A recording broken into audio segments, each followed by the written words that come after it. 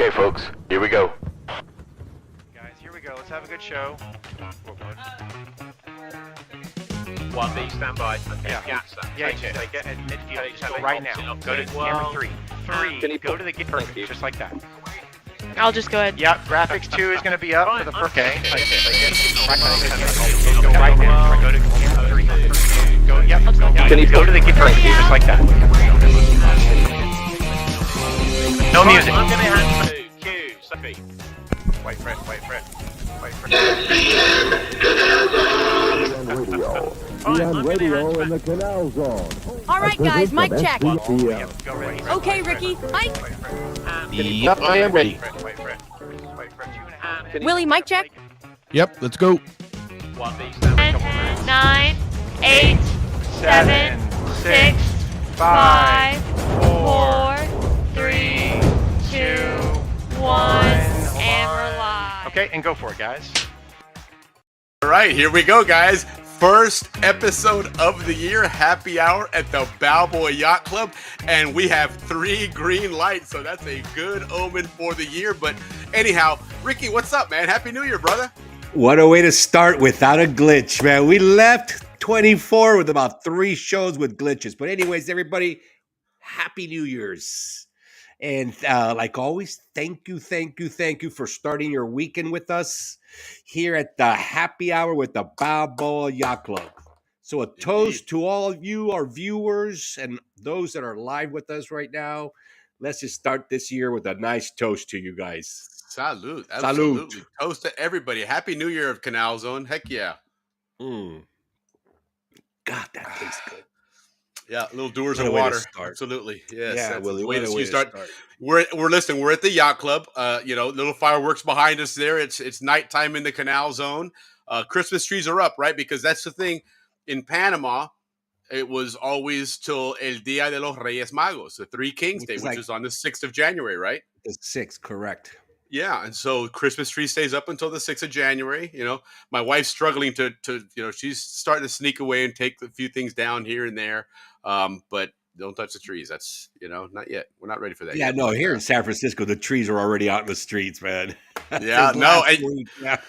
And I'll tell you what, next week, I think we'll probably put the vibe out today. And next week, we need to talk about the tree burn because it'll be a perfect timing for it. It's the end of the 17th. Christmas season and trees come down and we talk about that because, again, that was big time, those tree wars and protecting your turf and sneaking out to steal some trees and do some raiding parties back in the day. So, that was a good time, man. But anyhow, it is 2025. I can't believe it's been a full year now. Heck, we're coming on almost a year with having you on the show, Ricky. It's it's February. time I think is around flying. late February around there.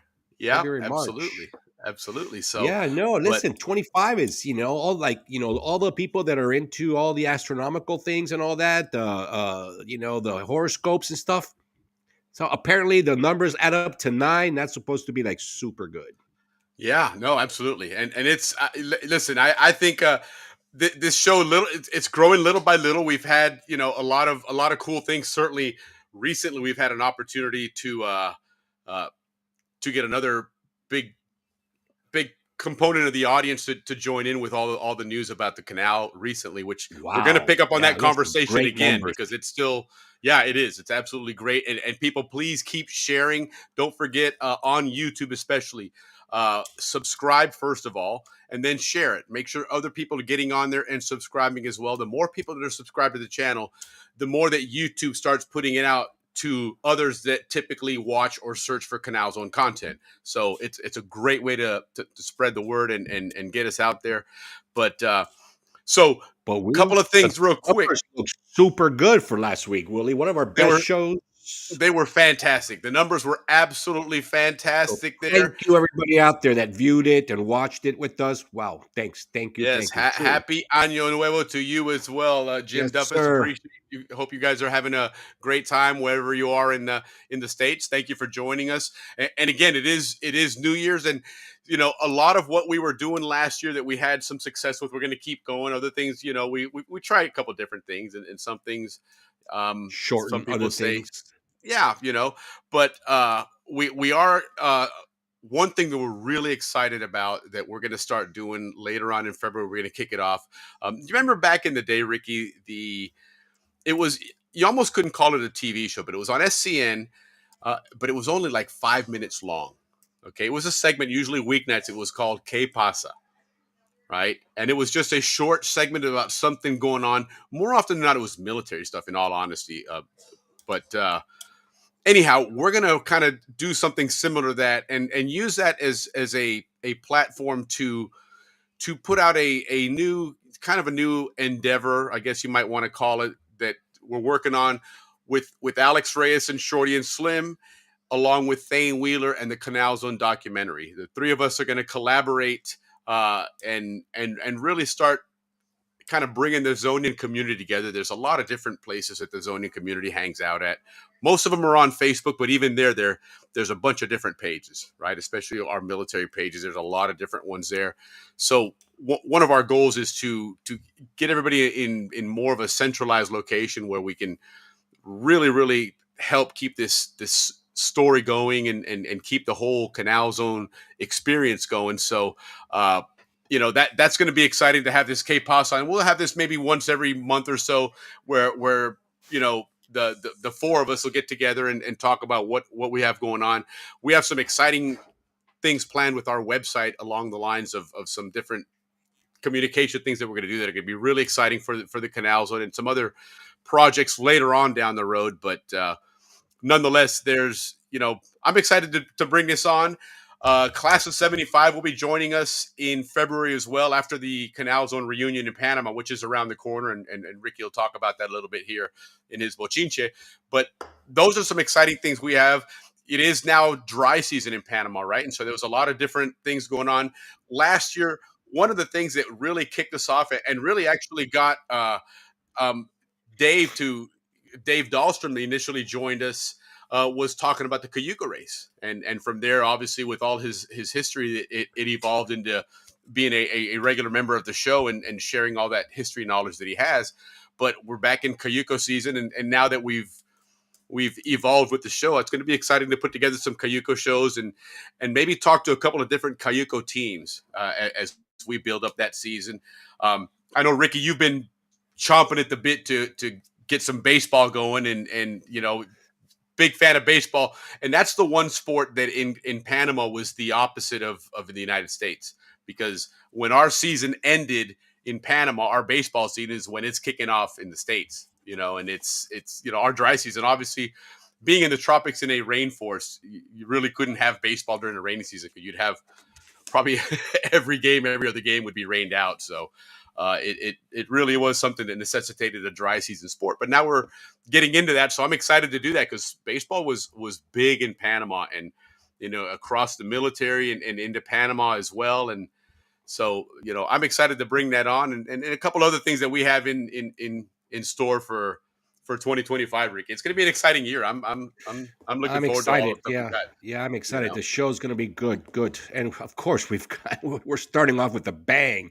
So we're definitely going to be updating you guys on all Panama-U.S. relation issues, like excuse me, like we do every week. We like to update you guys on everything Canal Zone, from our reunions to our luncheons, to our picnics, our golf tournaments, birthdays, which is our favorite.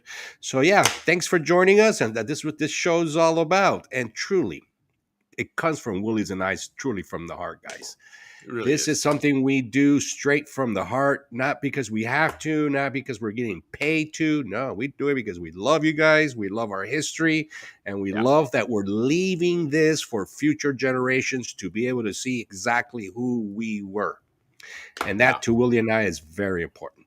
All right, man, let's get this show on the road, Willie. Ricky. How about I'll a drink toast to that all day long, man. That's why we're Amen, here, brother. Willie. Yeah, right on, man.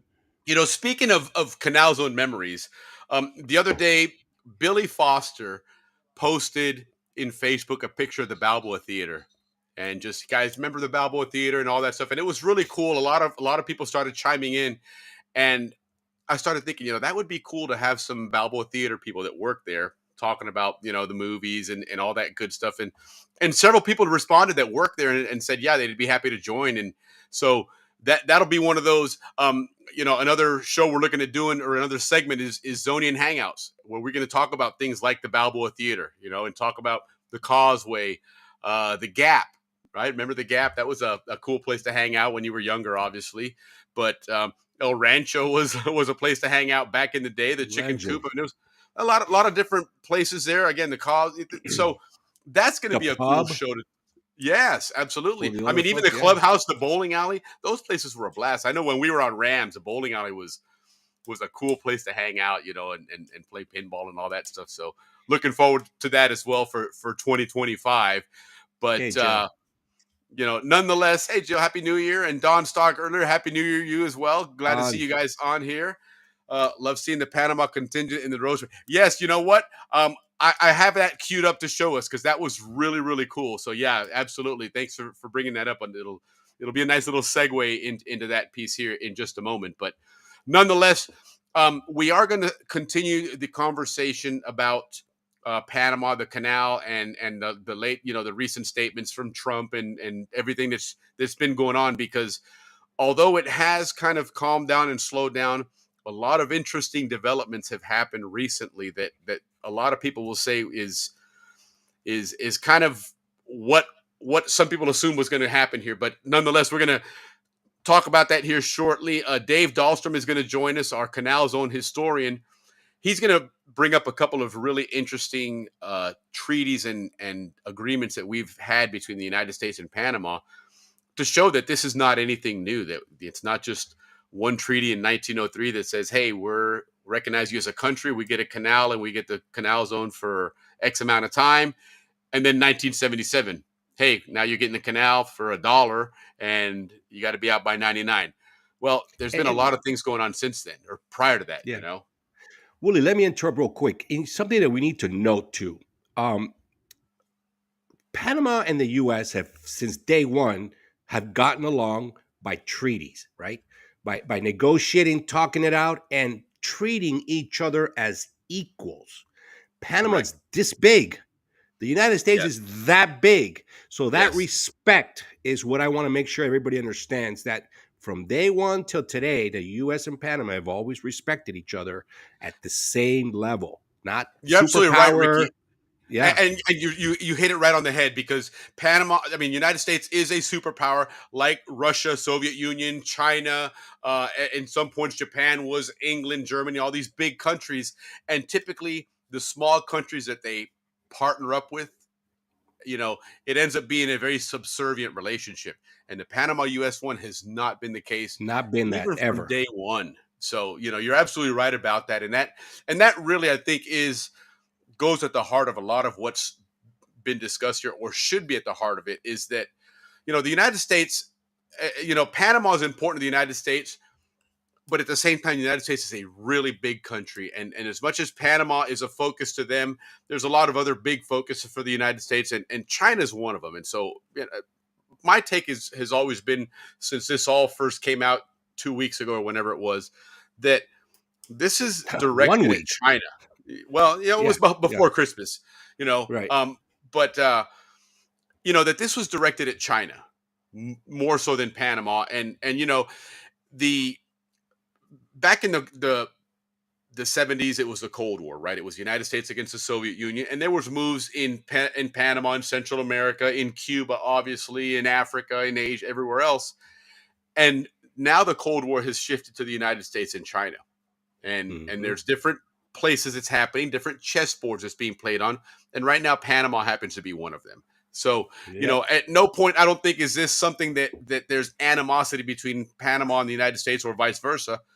And as Ricky's going to talk about here in just a moment, and I think hopefully if Andrew Eftimitis joins us, we'll mention it as well, that there's some interesting developments that have happened. Some new developments that have been coming out of this. Yeah. We'll be talking about that in a minute. Wait till the boys come on. But in the meantime, let's move into the big segment. Yeah, let's do the one that everybody likes to sing and dance to. And this is the one that Ricky will this will liven him up right now if he isn't already. But it's our segment we call what, Ricky? El Bochinche. El bochinche, el bochinche, el bochinche.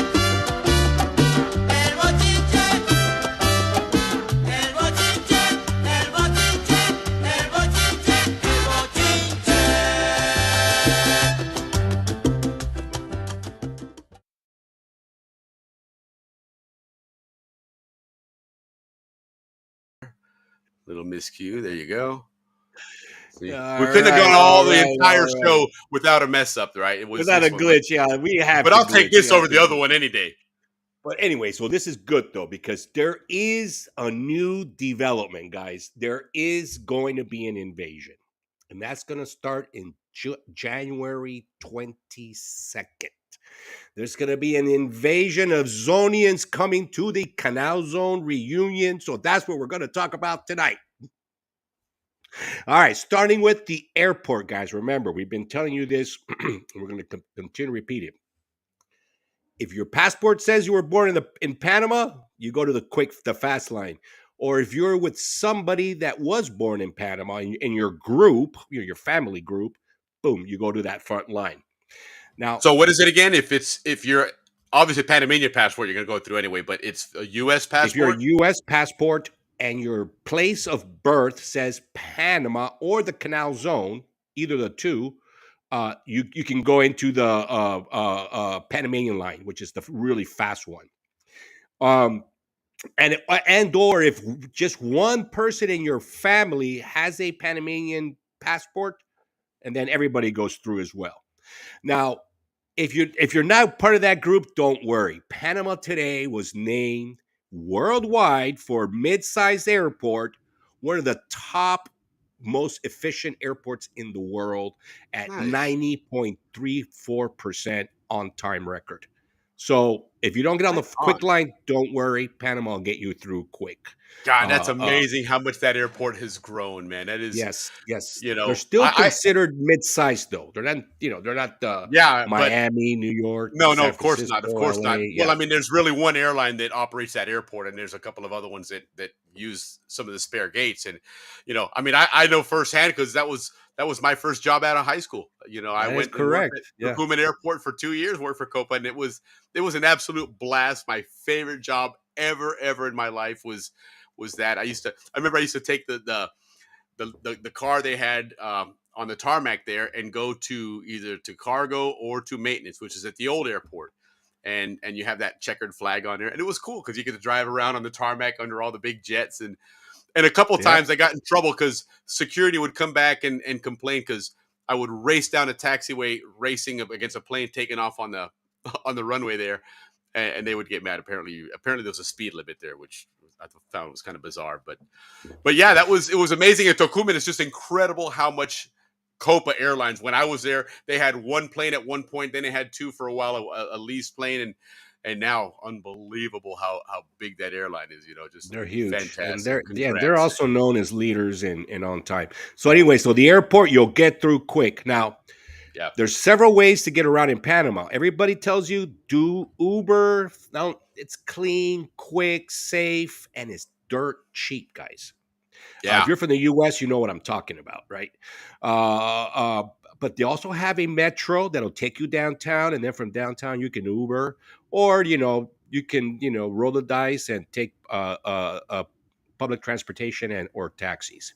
But Well, last Uber, time that they Uber, told us about the metro that you could take one that would get you to what we would used to be known as the limits, where the bus terminal and stuff was in that area. From there, then of course you would have to Uber, which is just a short hop away now to Amador. short hop, $2-3. That's all it's going to But cost you from there. but Uber from the airport is really cheap anyway. Then you just worry about just going straight there. Forget Yeah. about jumping off and all that. And then if you're going to Uber, when you get to the Panamanian airport, you got 30 minutes of free Wi-Fi. So make sure you get your Uber done at that time. Or make sure you guys know about whether your phone's going to work there and use your Uber apps. Okay. So 30 minutes is Yeah. all you get free. Other than that, you got to pay. All right. So that's what's going on with that coming in. So the airport will take care of you. Thursday night is when the event starts. Right? Am I correct? I think it is Thursday night. So that's at the Elks Club. The Elks Correct. Club. And there's going to be, there's going to be a Kickoff. big happy hour going on. You do not want to miss that if you're there on Thursday. Yeah, and if That you can see night on the you screen also- there is the link to the website Mi Eventos. You can see all the Yes. reunion information there. There's also a Facebook page, and I'll throw that one up here real quick as well. Facebook.com/Canal Zone Reunion, all one word, and you can get the info there. But yeah, good to know, guys. Yeah. All the Parrandera buses will be taking off from there and dropping you off there as well.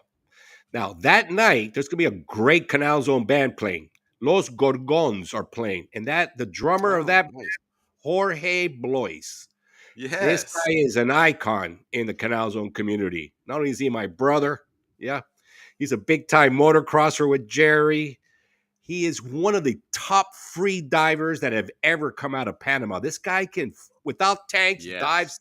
60 feet, all the way down, and then spears his fish. Expert fisherman and an extraordinary brother to his to Annette and his older brother. So, anyways, Jorge Blois will be playing Thursday night with his band, Los Gorgons, at the Elks Club. So make sure you go by and say hi to Jorge. Now, Will, let me tell you, Jorge's brother, Alex, architect, he lives here. He used to live here in San Francisco. He's moved to San Diego since. But Jorge would come visit him, and Jorge would always bring up a cooler. I don't know how he did it, but he did it. Brought a cooler full of Corbina, grouper. What's the other fish that they get down there that's super delicious? When I say bonito, no, something else. But Bonita.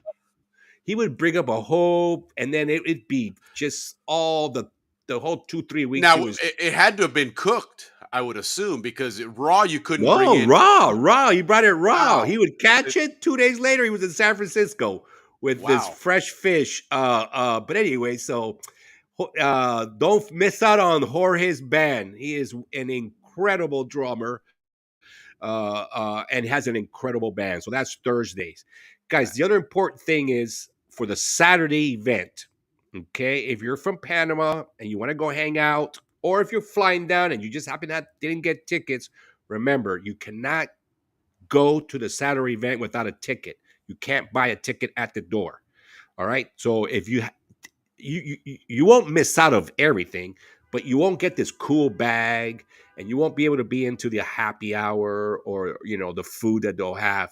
But you'll be able to hang out at the hotel lobby where they have the vendors. I'm sure there's gonna be a lot of Zonians around there. Yeah, as you well. got to wait outside. You just have to wait outside. Outside. So try to get that thing registered before. The cool right, people guys? hung out in the parking lot, right? At the Yacht Club Yeah, on yeah, Friday yeah. nights, a lot of times the cool people hung out at the parking lot. So Yeah, it might end but- up being a good party out there. Yeah, but No. our DNA is we don't pay. We wait to sneak in, do the old, get the step or get somebody to open the door, the side that's door, so everybody true, gets in, man. or go under that the fence to get into the stadium. I mean, it was 5 cents. And, we'd sneak and in. here's the funny part about it is you're always asking for the hookup. It's like, well, wait a minute, but everybody's friends are there. You'd have to give a hookup to 80% of the people out there, man. You can't do that, man. Come on, man. Jesus Christ. What's the matter Yes. with you? Well, anyway, so pay so you can participate. But listen, Yeah, and you there won't- again, you it's the won't link, miss- guys. Yeah, it's a link. Miaventos.com is on there. So copy and Yeah. paste it. I'll throw it into the chat as well. So you guys can copy and paste it from there. But go ahead and if you haven't already, get yourself hold on. Registered. Yeah, get yourself because the registered and bag do is all that stuff, man. unbelievable. It's worth the Yeah. cost. Just the bag you're gonna get. It's an art piece, by Indeed. the way. Indeed. So, guys, you will be able to party at night. Again, that's going to cost you $10 to get in. You will have to pay that, and you'll be able to be part of the group picture. So, come anyways and hang out, guys. And all you people out there, my little brother let me know Roby's going to be there. So, all you Roby Nice. fans, Roby's going to be there. So, Dude, let me tell you what, Right that on, guy my is brother, a man. workout king, man. He looks amazing when I see his pictures on Instagram. yeah, you guys remember Roby used to be chubby, man, but he's not chubby no Yes, more. man. No, man. not at all, man. Good for him. And he rarely comes around the Canal Zone, but he will be there Saturday. So, right on to my Yeah, little good for brother, him. man. Right on. That is making the effort. Well, there's going to be a great golf tournament too. I'm not sure that they're already booked, but I have a feeling they are 72 players. You would have to check with Tommy Morris on that and Alex Reyes. But that's at Summit. They've got some great sponsorship. Everything is going to be beautiful about that. They're going to, again, have the several bay cruises, the train ride. Nice. Guys, it's going to be unbelievable for all you guys that are going down there. And and as well, when you're down there, check out Casco Viejo because this place is becoming, one of the better destinations now. I would be willing And to the- bet, Ricky, that Casco Viejo For anybody that has not been back to Panama and the zone since way back in the zone days, you never ever would imagine what Casco Viejo looks like, because that place was not kept up at all for probably about 80 years or so, until just recently in the last 20 years that they've made it a Or UNESCO 10. historic Yeah. site. And then I mean, it's fantastic. It's beautiful. Dave Dahlstrom, we'll ask him about it when he comes on, because he Yeah. was down there. They have a great canal zone and Panama Canal Museum there as well. Correct. Yeah, You want to definitely check visit that that. out, guys. Yeah. Yeah. And the causeway as well. Now listen to this news, Willie. You know, on the way to the causeway, you see all these buildings that are abandoned, and it kind of saddens you, right? To see, Right. The old wow, barracks and stuff. well, yeah, but now those were being held by La Caja de Seguro Social. Now they're going to sell that. So all those abandoned buildings, along with those barracks, they're all going to be sold now to private entities. So you're going to start seeing the causeway, all those buildings, because it is a sad. It really is. It really is. Grass is But overgrown. now I There's understand graffiti on why. it. I mean, it looks abandoned. Yeah, Like and I it is. understand why, because it was for the Casa de Social in case they needed money. Well, then they sold it. So I guess they never needed money until now. Now they're going to sell it. Or now they need For- money, apparently. Yeah, $416 million worth of real estate they're going to be selling. Well, hopefully the people will get in there and get creative and keep them, as opposed to tearing it down and putting something else up. You know, it'd be They're nice in to bad keep shape, though, man. They really Yeah, are. I mean, I would yeah. say 20% of the buildings will probably survive. Yeah, Because remember, a lot of them were wood. The cement ones can, but yeah, I mean, we'll see. In my opinion, so now are whatever these- they do is fine. You know. So they're not the concrete ones that were along the bank there. Yeah. But like the those are- I mean, roofs are those- completely destroyed. They had a okay. lot of wood components that didn't make it. But to me, Gotcha. raise it. I don't care. Yeah, no, You know what I mean? I mean, it just would be great to see that causeway Even livened if they up a kept little one, bit. you know, if they kept one of those and made that a canal zone museum, that would be fantastic. Because that'd be a great place to put one. Well, they already have one, and they also But- have But that's a the Panama Canal convention Museum. This center would be out just there. a canal zone museum. Well, then we'll have to buy that property and do it ourselves. So I'll have to get to donations. work No, on it. just All kidding. right, we'll start a GoFundMe Yeah, next let's week. do The it. link will be up, Yeah. guys. Yeah. Well, and then if you're at Casco Viejo, if you're in Panama, guys, before we wrap up this this quick session on Casco, don't forget that not recommended, but we found out of these great places there on the Cuelo rooftop bar. Cuelo. Don't forget that one, which has got the zip line and the V-shaped restaurant. And Zonians, listen, a lot of Zonians in Panama like to hang out at Austin Mama's, which is in Cardenas, in that area. All right. So if you want a place to eat, Austin Mama's. But if you really want to try award-winning restaurants, there's 3 we recommend. Why? Because they won international awards. Fonda Lo Que Hay, which is food that speaks Panama. La Tapa del Coco, which is the one I'm going to highly recommend for 2 reasons. Afro-Panamanian, so you're gonna be trying some different place. We're good probably Caribbean familiar flavor. with them. Yeah, we're probably familiar with them, but this is a new twist on that. And then also they're known for the best burgers in Panama. So Ooh, how about being the best of anything anywhere, and Panama being such a new foodie place, that has a lot to say about that place. La Tapa del Coco. Remember that, guys. Yeah, And the I'll last but remember not that least, place. Intimo, for those that can spend a little money. Intimo, creative Panamanian cuisine, is the other one. And that one's close to El Trapiche. And Okay, that's so the that's one more that's got upscale the- dining. Yeah, that's more upscale dining. And that's the one that's got the world-renowned chef Chombolin. Chombolin, hey, can't go wrong with a name like that. I man. love it. I love it, man. I love it. So, guys, a couple more announcements before we get into Willie's segment, and then on to the 2 boys that are joining us tonight. Jerry's motorcycle tour, Ocean to Ocean Race, guys, is right after the reunion, January 31st. And then right after that, guys, comes a couple of golf tournaments. Yeah. You have you have the one with the reunion, which I mentioned earlier, and you have the second one, which is on Super Bowl weekend, where Mr. Dave Bishop, very very good friend of mine, and of the Canals Society as well, has a tournament in Coronado. Very Yes, that's well a big attended, tournament. It is. big. That's the big Zonian tournament. Yes, I agree. So here's what's really funny about that tournament. When I golf with Ralph Furlong, Dave Corrigan, and Mark Mirp and all these guys, and they typically go down and play in that tournament, and you get handicapped. I mean, these guys don't mess around, and so Mhm. it's funny because if one of these guys has a good round, and I don't golf nearly as much as they do. I enjoy playing the game, but I'm not hardcore scoring and all that stuff. Um, but it's funny because if they have a good round, they're like, all right, I'm going to tell Dave Bishop. He's like, no, Yeah, don't tell yeah. him because he's going to put that down and that lowers your handicap, which means you got to hit a better score. You got to play better. In other words, so only if That's they have how a that really shitty. works.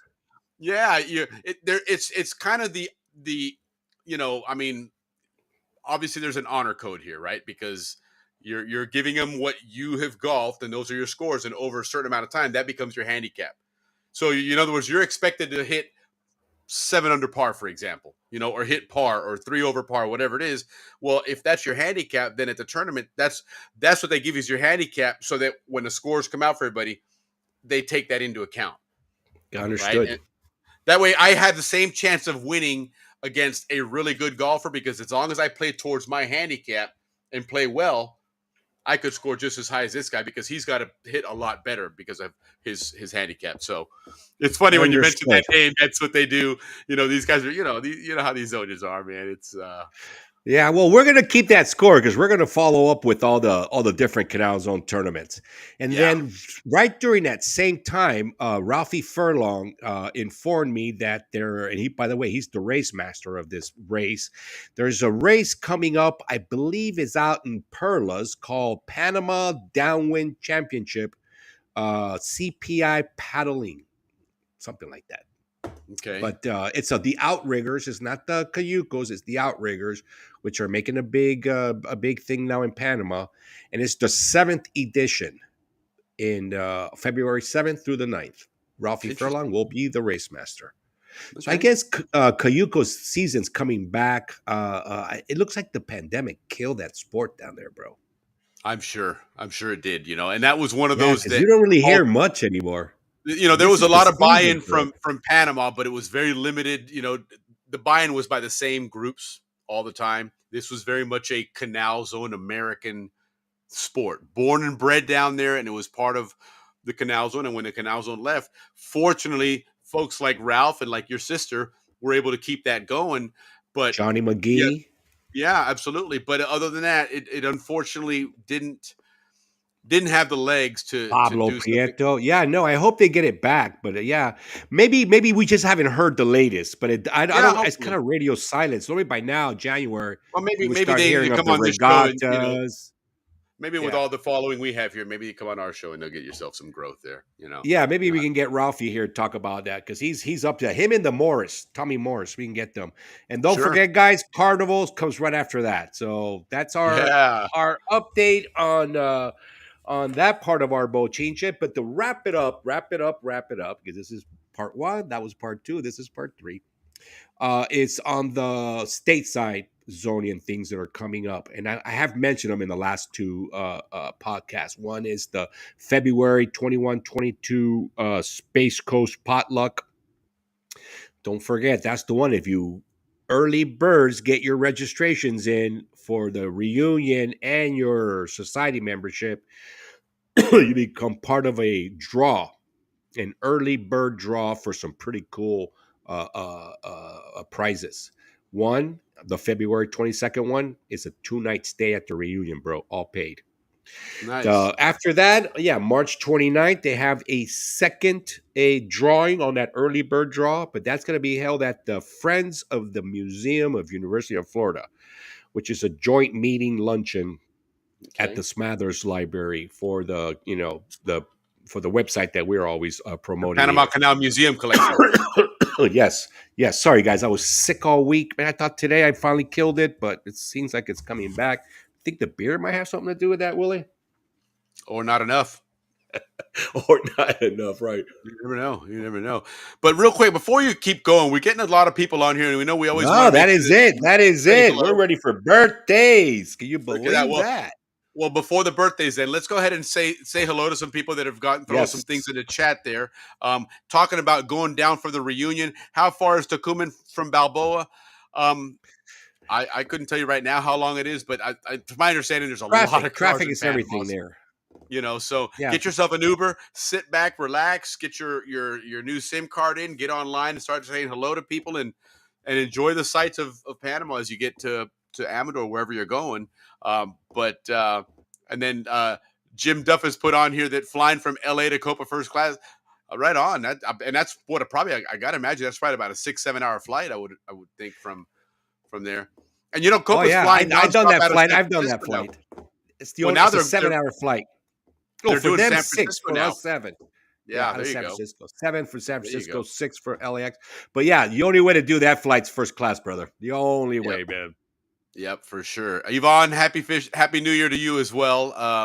Awesome to have you guys on again. Don Stock, check this out. This is a great idea too. The YMCA would make a nice museum. It sure would, and that's kind of Great idea. yeah, that would make a Absolutely, Don. fantastic location. I would definitely agree with that one. Yeah, so And it's spaced out with like a lot of rooms. So, like Correct. the downstairs had the big rooms and the upstairs the small rooms. Be Yeah, perfect. absolutely. Good idea there, Mr. Stock. And that's a classic place there in the zone, man. And the architecture is one of a kind, too. Of course, the architecture. There you go. You got to have the Art Vandelay. Listen, Art Vandelay didn't wait too long to make his appearance on Happy at the Balboa Yacht Club. But man, that's why I love living here. Everywhere I go, it's architecture in San Francisco. It's just all around you. I love that stuff. It is. No, it really is. And that's, listen, we love the architecture in the zone. It was absolutely beautiful, so we But certainly love seeing practical, that. no fluff. Yeah, Correct. No fluff. Correct. Lynn's going to Panama Monday. Right on. Well, enjoy your trip, safe travels, and have a great time down there. Everybody we've talked to last year, we had the class of '84 on after the reunion. They shared a lot of pictures and videos, and these guys put on an absolutely fantastic reunion down there. It definitely is comparable with what you get up here. 2 different reunions, but 2 absolutely fantastic times to be had. I'm looking forward to doing it next year with our class of '86 and your class of '81. Yeah, I'm going to be down there. as well. Next year. Yeah, so I can't make it this year, guys. Yeah, me neither. But and Vern, good to see you again. Right on. From cool Wisconsin. What? Yikes, man! Cool indeed. Pretty cool. Yikes! I wonder. But you know what? Everyone I've met from Wisconsin, Willie, first they have a different accent. It's hard to understand them, but man, they're the nicest people in America. Followed by the Michigan people, by the way. Yeah, Wisconsin. Michigan and Wisconsin people are different Americans, man. They really are. Absolutely. Jim, June 20th, no surrender. I don't even know they speak English. I don't even know what accent that is, man. But I'm like, well, there's a lot of Scandinavian. Wisconsin is a lot of Scandinavian settled that area, so you get a lot of that. Yeah. Like my sister's husband, her family, her in-laws, they're Danish heritage. So you do get that definitely that distinct accent there. So look, there you go, Ricky. There's a tournament for you, June 28th. No Surrender 2 golf tournament, Elk Ridge Course, and that's up in the Northwest, Jim, if I'm not mistaken. Go ahead and throw that one out. Yeah, it's in Carson, Washington. Here's the second part to that.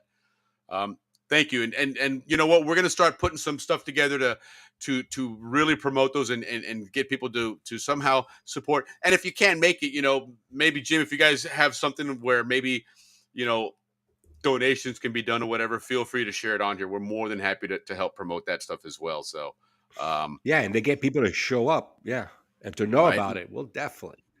Pickleball's picking up in Panama, right on. Yes, pickleball's huge in Panama. And that may be what has contributed to this, Ricky, to this, downsizing of the Cayuca race and those things, is that Panama now is a much more broad country as far as their interests and things to do. And, before it was really, good point. It was baseball and that was it. Some football if you were, had good fortune of doing that, and boxing, exactly. But now there's so much to do in Panama that you've kind of spread the wealth out in it. And then that may have impacted as well. Lee Morton, Happy New Year. Absolutely. Hey, Lee, thanks for the Christmas card. I appreciate that. Thank you very much. And the Albrook Jets also sent me a Christmas card. Thank you very much. Appreciate Check it, out Vern. everybody. He's Thank like, what you. accent? Vern, how long you been in Wisconsin?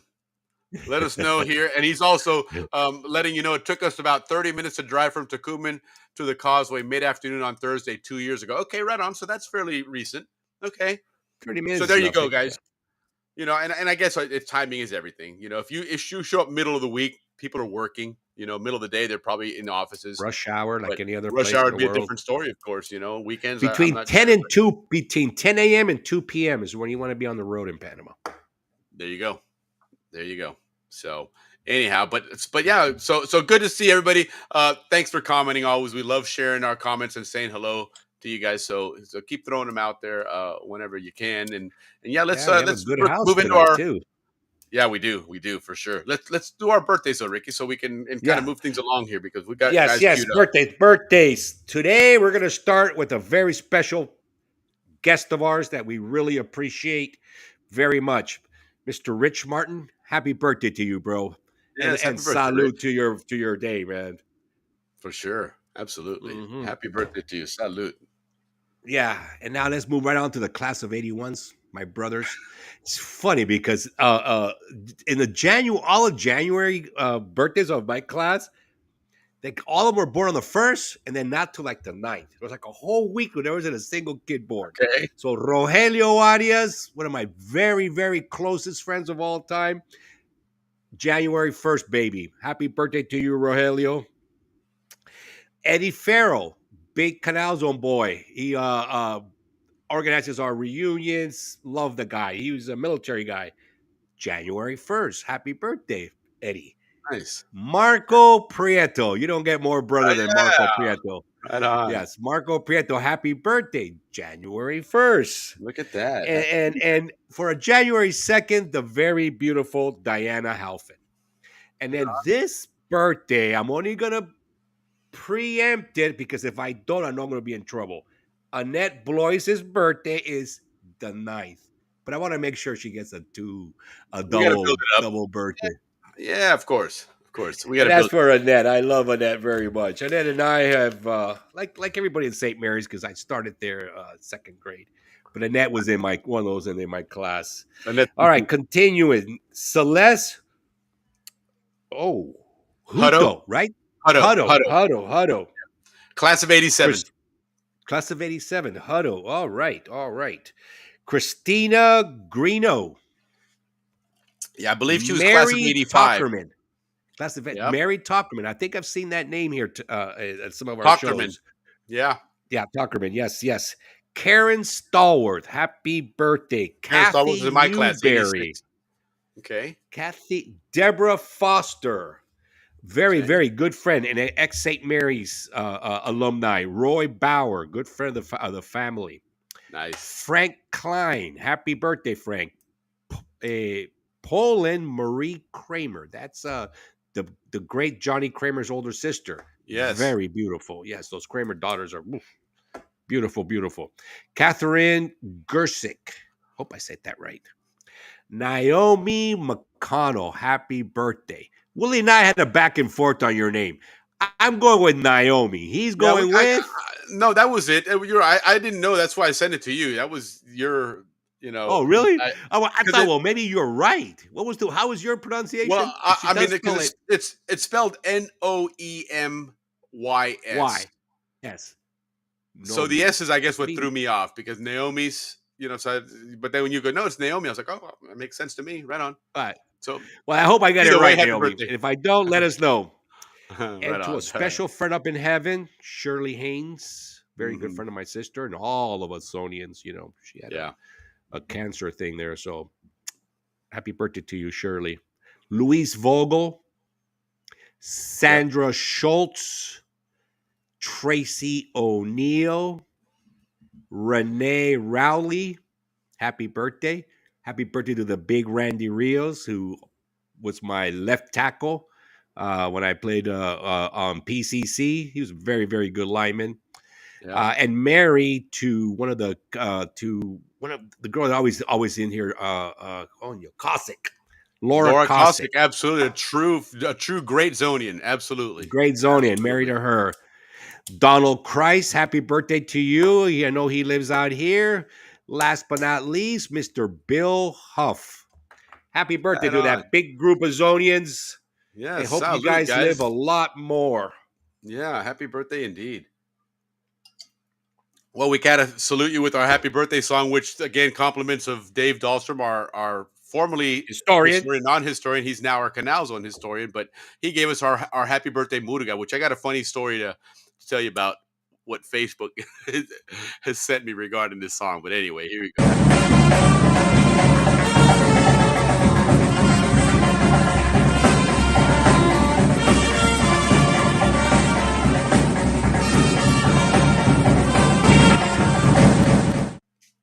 All right, so that's the Canal Zone Muruga. We used to have that kazoo, which was a silly happy birthday song, and it was kind of funny. But then Dave Dahlstrom one day he's like, "Listen, dude, you're doing a show about Canal Zone in Panama. You got to have a Muruga doing Oh, happy yeah, birthday." yeah. And I was like, "Wow, that's a great idea." He goes, "I just happen to have one." I was like, "Well, right on." So, Right on, but David. so check out this funny story, right? I get a notification from Facebook a couple days ago. Um, Two things that they're notifying, and both of them they're really full of shit, in all honesty. But it's Facebook; it is what it is. Um, they sent me a notification that the owner of a song that we use is complaining, and that we're violating copyright protection. And so it gives you the option to click and play the song. And it's Shorty and Slim with Alex. And he's like, "No, dude, use my songs." He's given me written permission. He's come on the show many times. And so of course I filled it out. I declined, denied the whole thing. And it's happened several times. In this last one, I'm like, you guys are full of shit, because I know for a fact that Alex has not complained that this show is using his music without authorization. So you're making that up. But the other one that they sent me when I clicked on it was this happy birthday Murugan. I'm thinking, who the hell has that copyrighted that would actually complain and go? So I was like, God, these people are just absolutely absurd, man. But anyway, It's got to be AI. I bet you it's it AI. has to be. It just because come on, man, and especially with Alex's, it's happened repeatedly, and I've even copied and pasted, because I actually did message Alex, more than once, and said, "Hey, I just want to make sure that I don't You're want to good. not use your." He goes, "No, thank you for using it. Please do. Thank you for spreading my music." Oh yeah, I'm happy to do it. In fact, for our Zonian Hangout segment that we're working on, I messaged him. I go, "Hey, what would be a good song of yours to put on for that?" And so he What did definitely he is say? not. What did he say? Which one did he He say? said, Mango Street?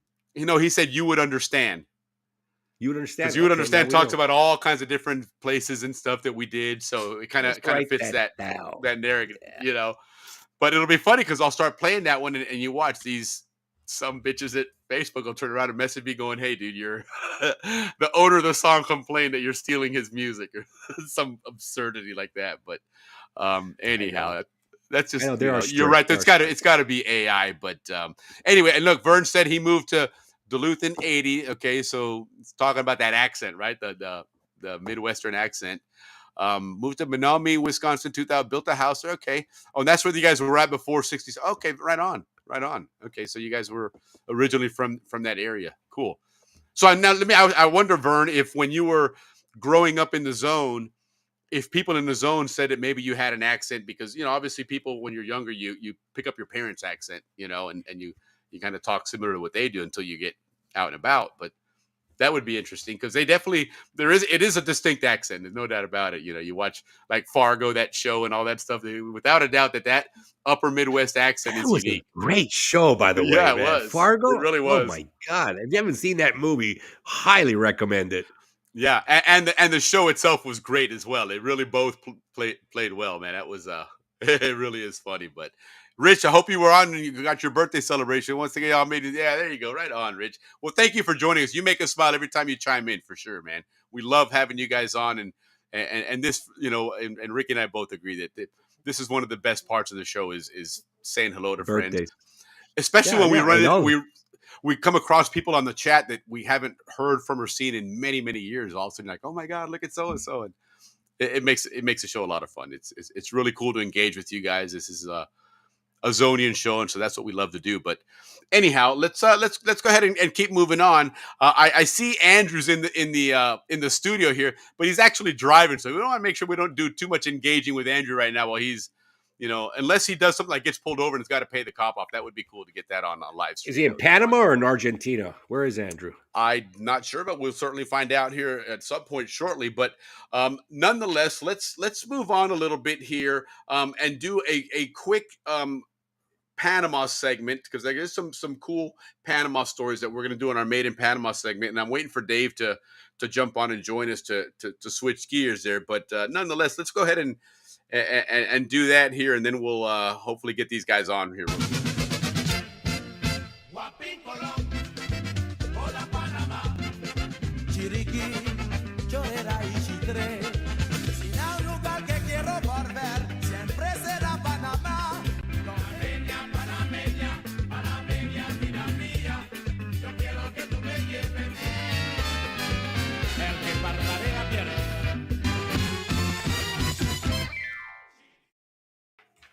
All right, el que parpadea pierde. That basically is if you snooze, you lose. But all right, so let's go back to Panama. This is a segment where we go over a lot of history of the Canal Zone for obvious reasons. But we grew up in Panama, and there's a lot of things, really cool things about Panama that maybe we didn't know. And even though many of us lived there our entire lives, it's kind of cool to learn. We've learned about the provinces and things like that. But we've also come across a lot of historical things, on the Panama side of that coin that we lived on. But a couple of interesting things that happened there back in November, right? November in Panama is a big patriotic month. In fact, it's known as el mes de la patria, because there's a lot of, Panama had, like 36 Independence Days or some silly no. They had several Independence Days. They have a Flag Day. They have, quite a few days they celebrate, because it was that month throughout the different centuries and all, actually, where they became independent from one and another, and they left one and they decided to go back a few days later and things of that nature. But they did have a lot of really cool different independences that we even that stuff we didn't really learn about in school. We had November 3rd off, which was cool, but the later dates, I don't think we had those off. Even in St. Mary's, I don't think we had the later 22nd or whatever off, if I'm not mistaken. But I remember it was like, no, we would get Thanksgiving off. At the Right. Yeah, exactly. So maybe that's why they didn't really look at that one. But anyway, that month, one of the big things on November 3rd is the big, massive parade that they would have in Panama City for their independence. And one of the cool things that I always thought was really cool, and a lot of people did as well, was the marching bands, especially the drums. These guys were just fantastic at those drums. They're really, really loud and but always in sync. It was really, you could hear the rhythm in it, and you hear it wasn't just a bunch of banging on the drums. And like Ricky said one time, that sometimes in football practice in the afternoons you could hear it. If the conditions were right, you could hear it in the distance. They were practicing and stuff. But the whistles. Yes, exactly, because that's how you communicate during all that stuff. It's all through the different whistles, and then they would make it part of the show was the whistling itself. They would, it was really entertaining. They did a great job with that. But they've gone ahead, and one of the things that I saw the other day that was kind of interesting was in the Rose Bowl parade, right? That we're all accustomed to. They have the Rose Bowl parade was, they invite a lot of different people on there, and one of the people they invited, or one of the groups they invited then, was from Panama. It was a school there, actually from Chitre, the school here. I'll pull it up here and you take a look at this, because this is really, really cool. Something Chepo. Yeah, it was El Colegio Daniel Crespo de Chitre. Yep, Daniel Crespo. That town is growing. That is not like a little sleepy town anymore. No, it isn't. But so here's the coverage then of the parade. All right. Here is a special treat showcasing the sounds and culture of their native Panama. Banda de Música Herberto Lopez and the Jose Daniel Crespo School in Chitre, Panama.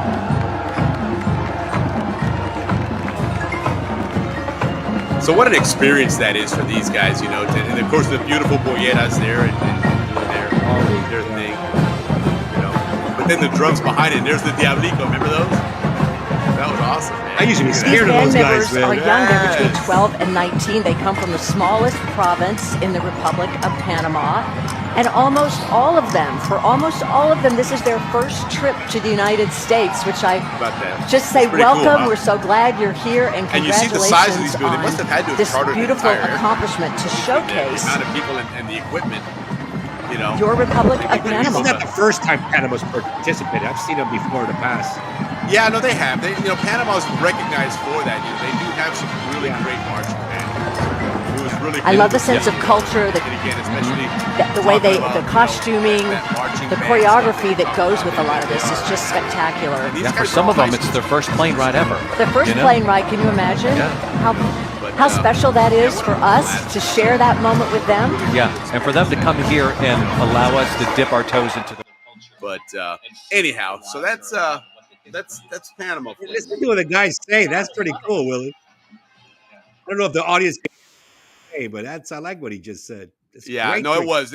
They did them right. They showed them a lot of respect, and it was cool to see. They got quite a showcase there. The camera stayed on them for quite a bit. It was really cool. But good to see man. It's Panama good to see represented in this, the Rose man. Parade, right? Because Yeah, that's it's one of good the big to see our parades. little you know? country. It's Yes. just all over the world right now, man. That's right exactly on. right. That's exactly right. So that was nice to see, from a Panama angle. And then another interesting thing that we saw regarding Panama, and this is more on the historical side of things, but there is. Hold on, let me double check. Yes. So on January 2nd, yesterday, uh, back in 1955, and this is kind of coincidental that Dave Dahlstrom is joining us here in just a bit, and he's going to be talking about different treaties and historical agreements between the United States and Panama. One of them was with President Eisenhower and a Panamanian president. We'll call him president. Call him Panamanian leader Ramon. If you guys remember the was stadium president. down in Panama, he was. Yeah, he was a strong military arm guy. guy, but Yeah, he he was was exactly a military. military leader and whatnot. But in 1955, on January 2nd, he was assassinated. And Ricky, correct me if I'm wrong. It was at the horse stables, wasn't it, or the horse Yeah. track? At the You horse know, track, yeah. you Out know, there by the which stadium and the gymnasium and all that. correct all that area that they had built up for like the Pan American Games back in the day, because they were considered Olympic size venues and whatnot. But this is the first and only time that a president in Panama was assassinated, and so just an interesting thing that talk about. He was president from 1952 to 55. They say he was a transformative leader known for modernizing the nation and strengthening its sovereignty. And that is something he did. His treaty with Eisenhower, and Dave will go into more detail on it, but that did give increased Panama's revenue. That was the first time that they went and said, "Hey, listen, this canal is making you guys a lot more money than we realized, man. We need to, up the amount there if you don't mind," and kind of laid the groundwork for future treaties and negotiations as well. But yeah, it was interesting time right after New Year's that this guy was assassinated at a horse racetrack in a public setting, So very, very interesting there. And then the last thing before we bring these guys on, because I know they're sitting on standby ready to join us here, but we have on this day on January 30th, January 3rd of 1990. Okay, we had none other, and you guys will recognize. I don't even need to say anymore. As soon as you see this, you'll know what I'm talking about here. But there you see it there, right? We talked about December 20th was the invasion just caused to go and get this guy, and then Christmas Eve, he decides to go to the papal nuncio, to basically the Vatican embassy, and he hid out there, and then we blasted him with rock and roll music and did all that good stuff, and then finally, on January 3rd, on this date, back in 1990, he decided, hey, it's time to check in.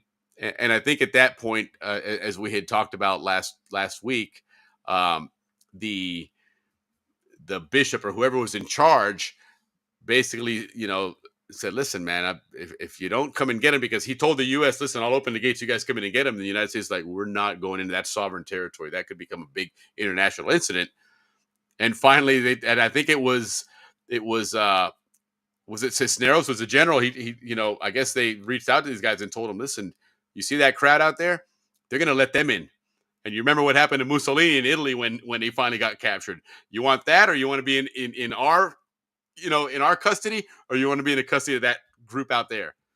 So that's when he finally, January Right, because 3rd, no he one said, was going to come save him. heck no, man. Are you kidding me? There was nobody to save him. Right, You're there's either no in one to U.S. save 'em. custody They would've or been you're in Panama lynched. custody. Yeah. And yeah, absolutely he was. So that's what happened. And then, of course, as soon as word got out, I mean, listen, these guys, this country was repressed for a long time. I was there for part of that. I left in January of 89. And so this happened almost, a year later is when all this stuff happened. But, I went through some of that. I remember, going out to Tucumán a lot of times working and several times when they had those caravans, las caravanas with the white handkerchiefs, and they would be chasing them down with the tear gas, and we'd be driving through that shit coming home from Tucumán or going out to Tucumán, and that was a pain in the ass, man. So, Yeah. good riddance to this guy, man. Whatever, Oh, yeah. man. But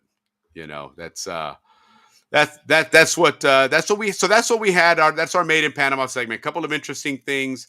We went, with obviously Noriega doing that, the assassination of this guy.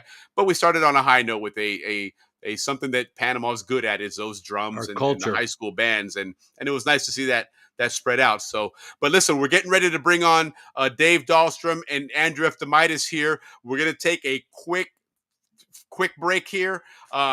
Be right back. Get a chance, guys. Go refill your drinks and get ready to learn some Canal Zone history that pertains to what we've been talking about with these Trump Panama Treaties. Canal comments and treaties and arrangements. So stay tuned. We'll be right back, guys.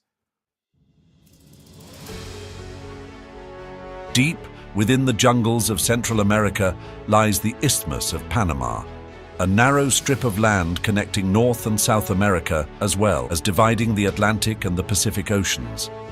It is here, in Panama, that explorers dared to imagine the impossible, a path to join the world. King Charles of Spain commissioned a research expedition to survey a canal in the Isthmus in 1567. He was searching for a way to shorten months of perilous sea travel around Cape Horn in South America. In the middle of the 1800s, Great Britain also surveyed the Isthmus for a canal route and a shortcut to Asia. Finally, in 1881, the French diplomat and Suez Canal builder Ferdinand de Lesseps tried to replicate his efforts in Panama. But unlike the flat and soft sand in Egypt, the stifling jungles, rocky terrain and disease in Panama proved to be a much different and more challenging landscape. This challenge proved to be too much and resulted in failure. As the new century began, the United States took up the challenge of cutting through the continental divide. America was fast becoming a global power. Her new industrial might and ingenuity were about to be showcased to the world. Excavating the impossible, the building of the Panama Canal, is the story of dreams brought forth from failure, of innovative leaders and men who toiled and sacrificed to see two oceans united. It's a story of technology, of courage, and of unbreakable human spirit. This 5-part series will be the most comprehensive and detailed account of the building of the Panama Canal.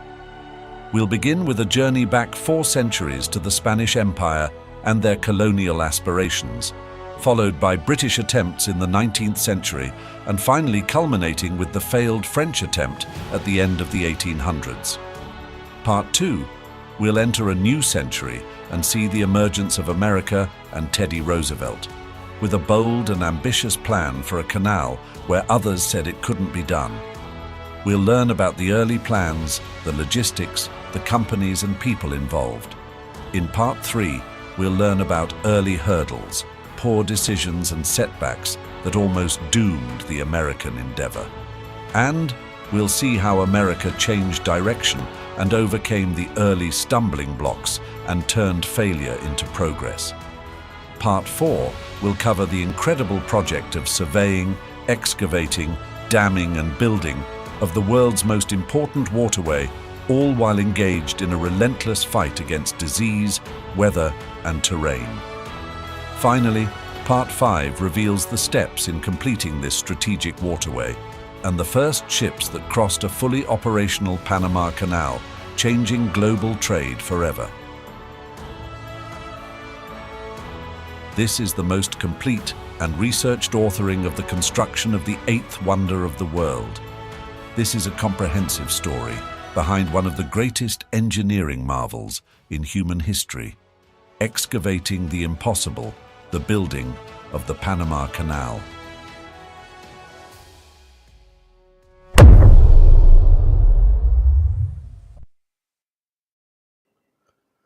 All right, there we go, guys. So yeah, we're again working hard on that, getting it.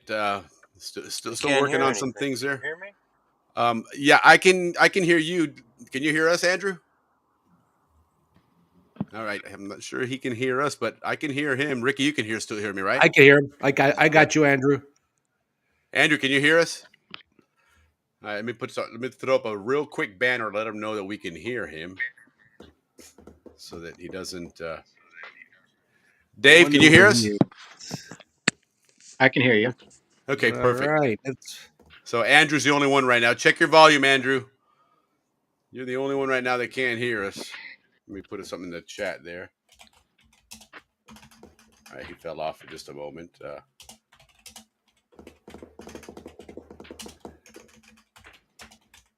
Dave, what's up, man? Happy New Year, brother. Yeah, Happy New Year. Yeah, So, good to see you. That was a So what's new, interesting man? thing about Ramon. I didn't know that. Yeah, no, it was. It popped up on there. That there's a I guess it's a YouTube channel or a website called Panama Vieja Escuela, Panama Old School. Right. And I guess on their Instagram feed the other day, it just popped up, and I was like, oh, interesting. Yeah, So I follow them on Facebook. If you don't follow them, think about it, because they put a lot of good stuff and a They lot of do. stuff about the zone as well. They sure do. Yeah. And it's got a great Panama angle, which some you may or may not agree with it, but nonetheless, it's a great historical perspective, and certainly their Panama history is fantastic. I've referenced them for a lot of stuff. It is a All really right. cool place to be, man. Yeah. Okay, So- before we get started here, hey Ricky, did you go visit any ball fields lately by your house? Yes, but I didn't get the video because it's been raining here on a daily basis. All right. But it's literally a block away. Literally a block away. He must have a paper camera that I walk through that park all the time. Now knowing that it's got that Panama history, I love it. Absolutely love it. Good stuff. Yeah, that's going to be it. That would be interesting to make a trip out there and check that out. That would be cool to see if they have some of that left. I wonder what they would do with stuff like that. It's 3 ballparks, all back to back to back, and then it's got like a gymnasium, a tennis court, 2 tennis courts. So if you didn't know that was there, you would never know. Yeah, you would never know. But but the rest of the marina was not concerned like that area was. Yeah. Only they're like, only sir, viewers can you of this please? show will know that. Yeah, right, only viewers of exactly. this show will know Those that. poor people out there, they're trying in the middle of a baseball game, and this guy's standing out there in Mhm. between second and first base, and they're like, "Sir, can you move?" He's like, "Hang on a second, I got to take a selfie right here." Like, "Hey, give Yeah, me- no, give me a I will. second, hold I'll take the. But if you look at our weather, I'm not lying. It's been raining every single day here, man, on." Yeah, that's great. for a whole month. No, just kidding. Yeah, Well, no, and look, go ahead. I'm Dave. not in my regular studio tonight. I'm away from home, so I tried putting this presentation together with Right like one on. arm. Yeah, well, hey, you know what? We make do, guys. That's the thing here. We figure stuff out, and we're innovative here, so we can. And I started going through all my things, and it was the list kept on getting longer and longer and longer and longer, and I'm like, no way, I got to keep this short. All right. Yeah, absolutely. Well, let me go ahead and get that queued up while you to explain to people what it is that you're bringing up here. Because again, guys, remember, we normally do, it's, Canal Zone history, and we kind of been progressing from day one of what was pre-Canal Zone and working our way up. But because of the recent things going on in the news and with the comments that Trump's made and all these new developments, Dave came up with a really good idea and says, hey, you know what? Why don't we go over the different treaties and different arrangements that we've had with the U.S.? Because most of us just know as the beginning of the Canal Zone and the end of the Canal Zone were the two agreements. But the fact is there was a lot of them, including one with this deceased president that we just talked about, not Jimmy Carter, but with Ramon that was assassinated. Him and Eisenhower had signed a treaty. So yeah, we'll talk a little bit about that. Yeah. So we're going to go back and talk about some of the treaties. Typically, when we talk about the Canal Zone, we talk about 1903 to 1979, and that's all we know. But there was so much stuff that was before and during. And some of the things that I've found, were classified documents that have now been declassified, or even secret documents, and just going back and looking at historic documents, whether they're newspaper articles or different correspondence and different things, and it kind of gives a different story. It's one that I certainly hadn't been told, and part of the problem is that a lot of times, just like the canal, people want to go through the canal because you can get from Atlantic to Pacific in 8 hours. But on my segment, what I like to do is I like to go from Atlantic to Pacific around South America and then go through the canal. Yeah, you're like the pre-canal tour right there. So I want to see what's going on all around it as well. You miss all that scenery that's going on because things are happening around it. Then I want to take the shortcut through it. So that's where I go and I start digging through all these different things, and there are so many stories about it, and I can't even remember what they are after a while because they just so many things. But I've also been doing this famous Zonians, and tonight though I think we're going to do a little bit different. It'll be more of a timeline of things that have happened. I'm going to start with the Clayton-Bulwer Treaty, 1850. But realistically, we probably should go back to like the Navigation Acts because the British controlled the seas, and they wrote the maritime laws, and the seas have a different international law than than a country would have. But countries have kind of agreed on these principles. Not everyone always follows them, as we know, but but a lot of these treaties were required because of agreements that had been made, centuries ago. And so they have to get updated, because things change, and then powers. The British have lost their powers, but it wasn't. Well, even if you think about it, like during that time period, look at how much change took place in South America and Panama with that entire region. Sure, absolutely. A lot of different governments came into power. Well, yeah, there were no Europeans until more recent, but even with U.S. British relations, the British were at war with the U.S. in 1812. They were burning down our White House. Yeah, exactly. So now we're allies, but in 1850, that was only 30 years. Yeah. So there still were some tensions, and countries were positioning for colonies and wealth and all that other stuff, and so there was a lot of shakeups going on, and so it was a very tumultuous time. So I'm going to talk a little bit about that, but I'll do famous Zonians first, and then I want to do something tonight to get some audience participation. Right on. So every time I mention a topic and you've never heard of it before, I want you to type in the comments IDKT. I didn't know that. Okay, IDKT. There you go, guys. And if you knew it, then you can put IKI. Yeah, I know. Yeah, something like that. That way we can find out who's learning something new for the first time, or just write it in the chat. So we'll get going. So let's go to famous Zonians. Can you name the U.S. president that was in the U.S. Navy and was stationed on Tobago?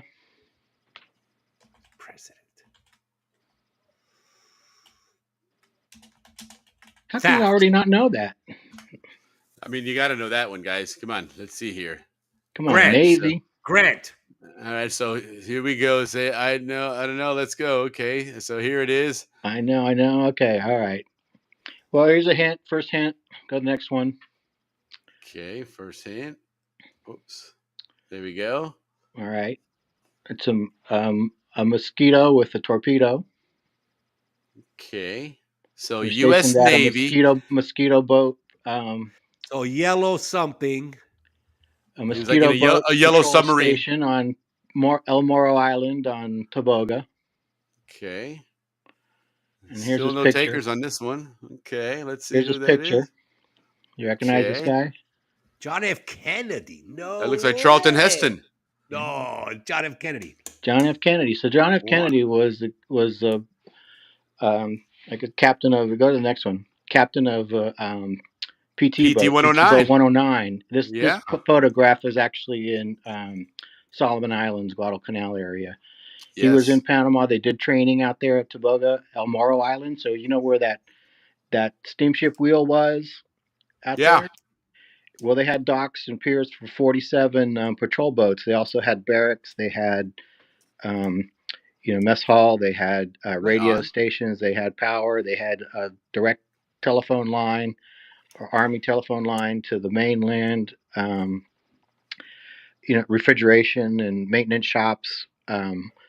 A dry dock for these boats. But they would go out in the bay and they would practice their maneuvers, and then after a number of months, they would ship them off to Solomon Islands or other places. And so John F. Kennedy came through in 1943 and spent 4 months out there in Tobago, and then he was shipped off to Solomon Islands. And this is a so picture of cool. him with his crew. And there's a whole story about PT 109 that I won't get into. But if you go to the next one. This is the boats out in Panama Bay around Tobago, doing their maneuvers and practicing and such. That's awesome, man. Look at that. John F. Kennedy, PT 109. All right, so who do we have here now? All right, well, this is my grandfather. I think he's a famous Zonian. Right on. All right, and at least in my mind, he was the first one that I remember like telling me about this stuff. He had been, when he retired, he was the chief of surveys, and but he had retired about the year I was born in 1965, and would come down at Christmas time. And so one of his visits back, I believe this was like 1968, 1969. He'd still call up his buddies, and they were able to get him on one of the boats that the surveys branch had. We got on in Pedro McGill, Paraiso, and went through the cut, kind of for old time's sake. But awesome. So his birthday was yesterday. He would have been 114 years old. Well, happy heavenly birthday, in the comments, John McGee reminded me that his grandfather and my grandfather worked with each other. So go on the next slide. Very good. So they both actually worked on the cut widening back in the 50s. Wow. This is 1954. They widened the cut. It was narrow. Only one ship could pass at a time. That's incredible. And so they widened it so two could pass safely. And so this is them in 1954, top of Contractors Hill. What a great legacy, man. That's so I just awesome. wanted to say, okay, like someone in the comments, Laura, is this famous Zonians? I was like, well, yeah, famous. Is he a Zonian? Well, we've been doing honorary Zonians. But he lived there for 4 months. He lived and worked there, got trained there. That's a Zonian. Yeah, absolutely. It's a Zonian. Heck yeah, man. Yeah. Good for him. Anybody that worked at the canal is a Zonian. I mean, and Ricky, I'm a fifth generation Zonian. Yes. So my grandfather, he was actually born in 1911, but he was born in Baltimore. His wife was born in Gorgona in 1914, just a couple of months before the dike was blown. So as a Not on the baby, her beach, parents, Gorgona. yeah, and by Gamboa. Right. So her her parents took her to the event where they blew the dike and the waters joined. Oh yeah, That's we So so did a piece cool. on that. and then they moved to Yeah. Balboa. But her father came down to Panama in 1906 with his father. So it was my great grandfather and my great great grandfather, and they both worked in the machine shops in Gorgona. And so that's how I'm a fifth generation. I have a great great grandfather, a great grandfather, a grandmother, and my mother was born there, and then I'm number 5. That's amazing. That is absolutely amazing. That is so cool. All right. So All we'll go on to right. the next, and I lose my computer here. JFK is an honorary Zonian. Honorary, Yeah, yeah. Yeah, honorary, but we'll go. Yeah, okay. he was stationed there. So then my next thing was how many U.S. presidents have been All right, guys. appeared So on a how many? Panamanian postage stamp? What do we think, guys? Go throw it in the chat. How many U.S. presidents have appeared on a Panamanian postage stamp? Remember, there's an 8-second delay, so if it's more than 15 Roosevelt for seconds, then you're sure. googling, right? I would say Roosevelt, I would think Kennedy, Eisenhower probably. Eisenhower because of the treaty. I would say Yeah. 3. Oh, you know. And so the both Roosevelts, Eisenhower, and Kennedy. That's what that would be my 4. Okay. Okay. Yeah, We're you getting know what? some in the chat here. Let's see. Vern saying 5, just a guess. Leaf saying 2. Scott, my brother, what's up, Scott? Scott saying Hey, what's up, he said Scotty? okay, 4. 4. There we go. And Richard saying 2. Let's see here. Okay, So Laura's we going with got 2 3. 4s. So 4s are winning. All right, what are Well, we we got thinking 2 here? 2s. Laura 3. Interesting. All right, what All is right. it? So let's Next go. slide. Let's go to the next Yeah, one. All right. So we got Teddy. Teddy Yeah, for Roosevelt. sure. We knew that one. All right. We We got got JFK. Kennedy. Okay, we call that one. Okay. We got Oh, Carter. of Oh, course. Carter, of Of course. course. Obvio. Okay. And then who else we got? We got Wilson. Woodrow Woodrow. Wilson. Okay. And you know what? Um, Well, didn't he turn the valve to turn the canal on? to turn the canal on. Yeah, or to hit the button for the blow up the Now dike? Because Roosevelt was out of office by then. that Woodrow Wilson did it from D.C. Correct. Right on. All right. Yeah, and then a good couple memory, more. Willie. And then we Yeah. have And Franklin then D. Roosevelt. FDR. Okay. FDR. Right on. Yeah, And, for sure. On and 3 steps. Look at that. all right. Then the next one, I left off Eisenhower, but I have his wife. There you go. Yeah, So it's what 6 and the first lady. Yeah, right on. There And might she be might be the more, only first lady. but I thought that was kind of interesting. You know that they put U.S. presidents on Sure. Panamanian. That's quite an honor. And some of them were obvious ones, you know. I mean, and it's funny, none of us thought of Jimmy Carter, and that should have been the most obvious one. You know, as far as the Panamanians go, I mean, holy cow, if there's ever a president in Panama that is celebrated, it's Jimmy Carter. I couldn't find one for George Bush. Yeah, I'm sure you wouldn't find one there. Oh, that's funny. All right. So now we're gonna start kind of wandering around a bit. Okay. All right. Let's do it. Because I've just had so many things going on, I couldn't put all this together. So it's gonna kind of go. But actually, let me back up here. I'm gonna go into my notes, and I'm gonna start rambling on some things that I'm gonna talk about, and then you can let me know whether you've heard about them or not. Okay. So I'll start with eventually the 1850 Clayton Bulwer Treaty. I would say. I would say that's the one that. Wait. What's our part? We have to guess what treaty it was. Well, have you ever heard about it? Ever heard of it? No. And I would say that's the one. No, I don't know. I'm just gonna guess. I want to hear my guess. Well, Clayton Bulwer, Britain had colonies in the U.S. They had control over, Belize was British Honduras at the time. They had Sure. control of some parts of Nicaragua and some islands off the coast, and of course a lot of the Caribbean. And they signed a treaty with the United States that said neither power would um, would have colonies, um, and neither of them would build a canal without the cooperation of the other.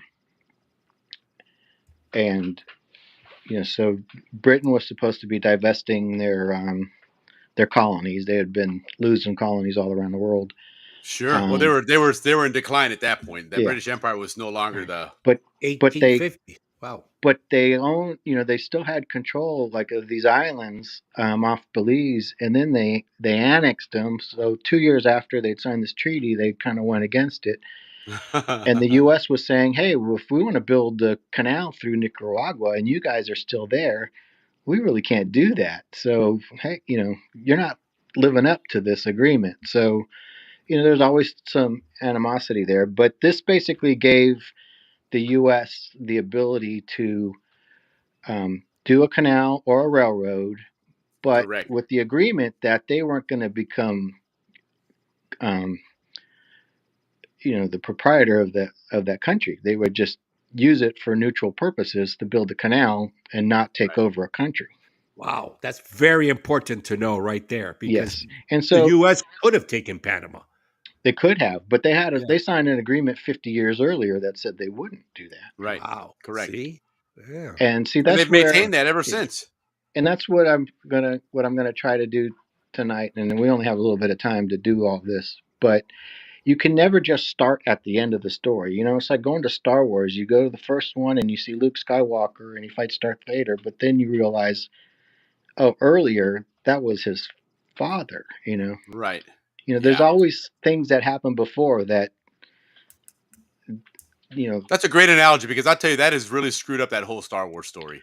They started at the middle, went to the beginning. We all started at the end, went to the middle, or something like that. We start at the end. We say, we got this canal, it was ours, and then we forget about all the other things that happened, or we don't know about them. That's the one we don't know about it, because that is. So that's what I'm going to try to do. Is going to try to shine some light on some of these things, and it's like I said, it's newspapers, it's correspondence, it's articles, and you can read them just like I read them, and you can make your own opinion about them. But they're there, and so there's a long list. So the 1901 Spooner Act. You've heard of the Spooner Act? Yeah. Okay, that basically allowed the U.S. to negotiate a treaty with Panama, or Colombia, actually. Colombia, there was no right, Panama correct. at the time. So how about the Hay-Molinado Treaty? Anyone ever heard of the Hay-Molinado Treaty? I've heard of that one. That was Colombia and U.S. Negotiating the first part of the U.S. taking over Panama's canal efforts. Am I right? No. Yeah, they basically gave the U.S. the ability to negotiate with the French. That's what it was. Yeah. Because by now the French effort had failed, but of course there was still some property issues. The French had a contract, a treaty with the Colombians, and they just couldn't sell to anybody. They had to get Colombia's approval. So that was correct. Because the French, had they wanted to, they could have 10 years later started up a new canal. Nothing was stopping that. So you had to change that agreement and have the U.S. now involved. But I don't believe it was ever ratified, because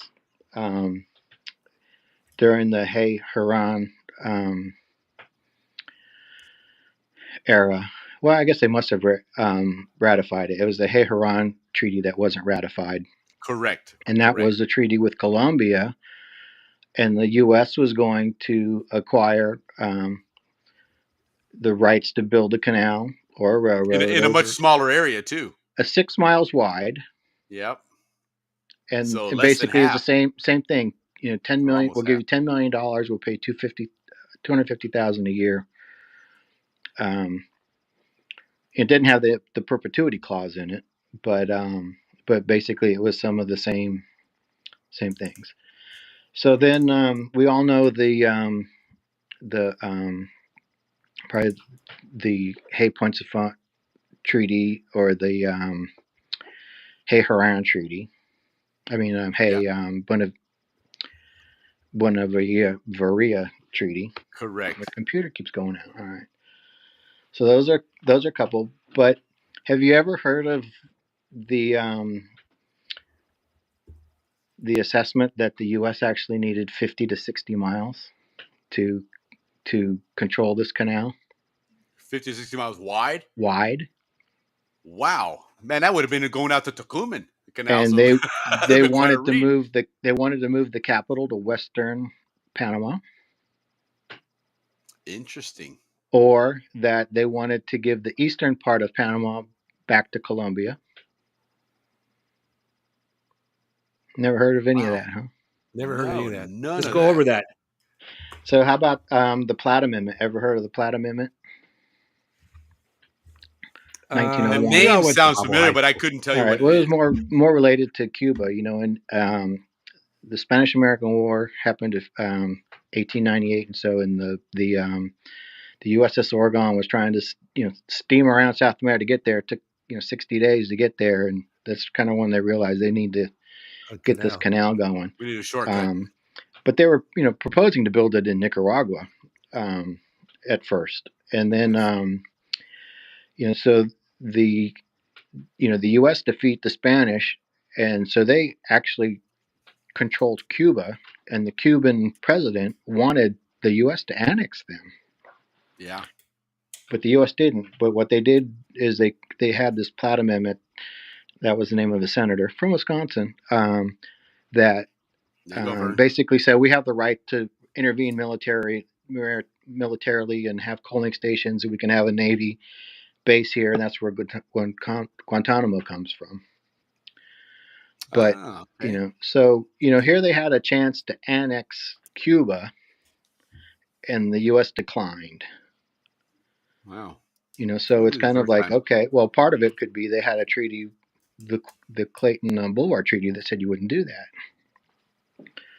Yeah, although I gotta believe that you could legally get around that by the fact that they're requesting to be annexed versus you colonizing and taking over. Right. I mean, but it's just one of those things that that's kind of what's happening in that area. How about the Venezuelan crisis of 1902, 1903? Couldn't tell you anything about that. All right. Well, this one they were having problems in Venezuela. They weren't paying their debts back, so the Brits went, and I think it might have even been Germans, blockaded them, and so Teddy threatened that they'd send the Navy down in defense of Venezuela. Chased them off down to Venezuela, but so they agreed to enforce the Monroe Doctrine. Right, I was going to say, for well, sure. they called it the Roosevelt Corollary. Right on. It was basically so have you ever heard about the Taft Agreement of 1904? William Howard Taft. Nope. All right. Well, let's see. I think I've got I don't know if it's my next slide. Skipped that class. Skip that one. Okay. That must have been after lunch. I was at the Causeway that day, bro. My slides are out of order, but I have some slides about the Taft Amendment and what that did. So maybe we'll just wait to get that. So I've got some letters that were written to Teddy Roosevelt back in 1903 that we'll go over. So in 1908. I've got the 1908 Republican Party platform, and they talk about a number of topics. One of them is the new Panama Canal, and also Hawaii. And I think I've got it in my slides. But then we're going to talk about the 1914 Bryan Chamorro Treaty. Ever heard of that one? No. 1914. That's right when the canal opened. Bryan Chamorro sounds like a cool guy, but I never heard of anything he did. Well, that was a That was a treaty that the U.S. signed with Nicaragua that gave them the right to build a canal or railroad. Canal or railroad. How about that? 1914, guys. So there was a canal open, and then the U.S. had a treaty with the. So they were going for Plan Nicaraguans. B. They were going for Plan B. Because you already opened a canal in 1914. The canal was open at that point. Right. Exactly. And yet they're still looking at a plan. So Isn't they're that still looking interesting? at it. So how about the 1914 settlement with Colombia? Where they paid him what, like $25 million or something? They wasn't paid it? him $25 million That's to right. say, "Hey, sorry, bud, we took your." Correct. I heard about that one. Listen, we kind of, For holding back their troops from coming into Panama. They You gave them know 25 when Colombia, well, they didn't get the payment until 1921. You know when Colombia recognized Panama? Hmm. 1922. Yeah, I was going to say the next year. When they got yeah, paid. so Colombia didn't even recognize Panama. So they had that goes back. $1 Yeah, when people say a U.S. ripped us off, that history doesn't include like that 25 million, the additional 10 million for the railroad, and David will probably know more additional. Yeah, things so in essence, the United benefits. States paid Panama's entry fee to the world. Yeah. Right?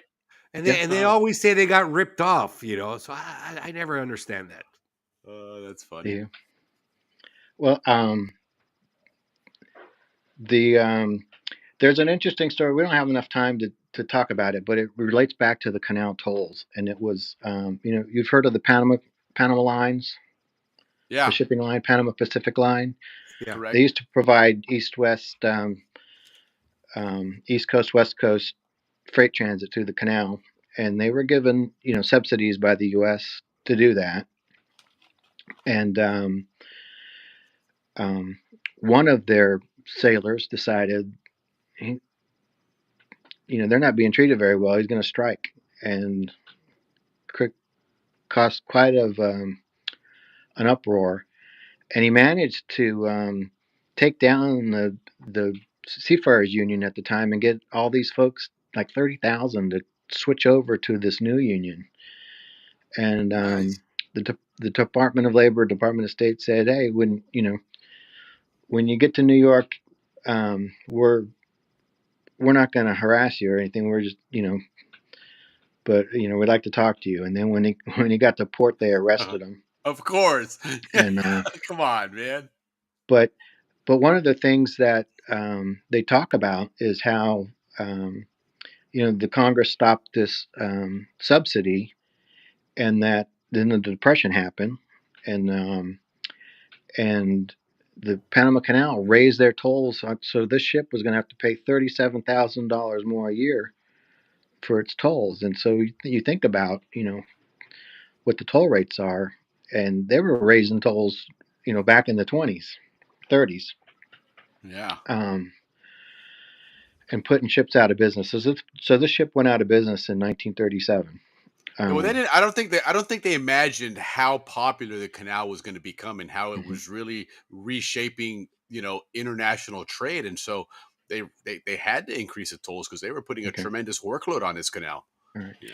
So then there was the 1936 treaty that Roosevelt had, and Roosevelt picked up on Wilson's good neighbor policy, which basically they're trying to be Mr. Nice Guy and try to promote economic development. They just come through the Depression as well. Everyone's trying to reinvent themselves. But the 1936 treaty was called the Huff-Alfaro Treaty, but it wasn't ratified until 1939. And in that treaty, there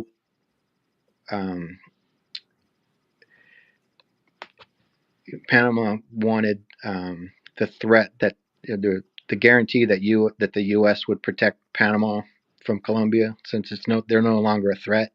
They wanted that removed, and they also got the U.S. to give up its eminent domain powers.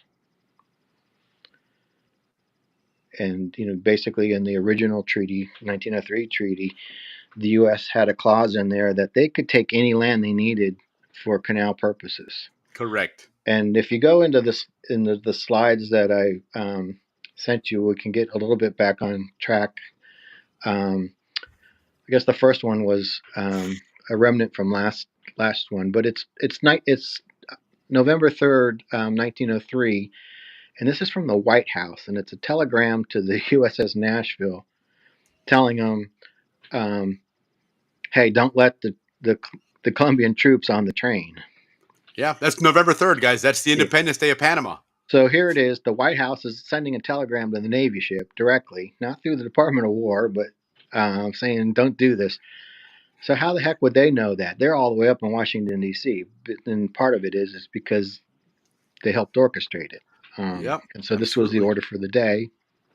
Yeah. You know, Well, remember, we learned pre-positioning. that, guys. Remember, we learned that Amador went up through Jamaica and then up to New York to get down to Washington to basically say, hey, listen, Colombia's not going to give you a canal. We want a country. Let's work something out. So, yeah, this was not done by chance at the last minute, not by any stretch. Well, and you know, the U.S. had tried to get the Colombians Correct. to do a treaty, and that fell apart in like April of that year. Yeah. So it So there wasn't was that time to work long. this out. And you know, also at that time, that's when the British and the Germans are blockading Venezuela and stuff. So Right. there's a lot of things going on. But the next map I have, it's the canal zone, and that's kind of what we always think about the canal zone: this 5 mile long strip or wide or Across, 10 mile yeah. wide strip that goes the length of the canal, right? Mm-hmm. But with the treaty provision, and we've talked about this before, go to the next one. You know, the canal zone, you know, looks more like that. Right. And that's because over the years, you know, when they put in Madden Dam and stuff, they were able to take all that land at the, I think it's 160-foot contour. So all that land and water becomes part of the canal zone. Sure. And also in this map, you can see that Panama and Cologne are cut out of that 5 mile strip. In the original one, they weren't. Correct. Yeah, that's always been a strange arrangement, that whole Panama Colombia. Yeah. So, but that was a part of the treaty, was that, you know, basically the U.S. could just take land, and you know, when the original treaty was done, there were landowners that owned land that the U.S. took, but they had to pay for it, just like eminent domain in the U.S. They had a committee, and the committee would do an assessment to see, you know, this is the value, fair market value of your land, and we will pay you for it. And then, you know, if you didn't agree, then they had a board that would hear your complaint. But they would ultimately come up. And if you look at the old canal records, they have a listing of all the cases and how much was paid out for the land. Nice. So they could get title to it. So not only did the U.S. pay the French, but they had to pay the landowners that had the land underneath that land. Yeah. So it wasn't necessary, you know, but you know, so anyone that lived around those edges, or anywhere really, if the canal said they needed it, they could take it. And that's kind of hard for a country to say, hey, wait a minute, you know, that's a. You know, if for you guys that don't know, that's that term eminent domain, which basically means that the government has the right, finds it necessary to take that land, whether you like it or not. You can't hold out. You just have to. They have to make you a reasonable offer. Right. But Sure. eminent domain irritates people to begin with. Imagine what it's like to have eminent domain thrown at you from a foreign government. It's not even the Panamanian government. This is America coming in and going, get out of here. You're like, wait a minute. I just went from Colombia to Panama, and now these Americans come in and say I have to move. That's got to be tough, man. But hey, that's what got us into the zone. You know, because you know, originally too, the canal was supposed to be sea level. Correct. So a lot of that wasn't in the initial plans. Right. Exactly. You know, Balboa wasn't in the initial plans. I mean, that all came like, hey, Plan B. Now we need to do all this stuff. So yeah, Balboa's gonna be a big dam, like Gatun. All right. Okay. So then other things that we talked about, the 1936 treaty, and then the next treaty, you mentioned it earlier, 1955, the Ramon Eisenhower treaty. And in that one, there was a big giveaway as well. and that one, it gave $25 million worth of Panama Railroad property. Basically, all the railroad depots in Panama City and Cologne were given away. And it also represented this and the 1936 treaty. They weren't authorized by Congress, whereas the 1903 treaty was authorized by Congress. These were both kind of done stealthily by executive powers. Interesting. And so they weren't really given the order to do it. They just did it. Sure. So, and that kind of erodes the process as well when you don't have the Congress calling the shots on everything. But because when Congress found out that this treaty was going to give away basically the Pacific and Atlantic terminals, they're like, well, what good's the railroad if you don't have the depots on either side of it? Yeah. And then we're having this discussion today about, Hutchinson Whampoa, and, they control both sides of the port. Well, 1955, we gave those away. Right. Um, so we've done it more than once. Right. And you can look and you could see there are bills in like the House Representatives passed, objecting to this, but it was, too late, already been given away. Then we had they also decided that they would give the piers in Cristobal to Cologne, and then they would, I think, give part of Cologne to the U.S., and then they moved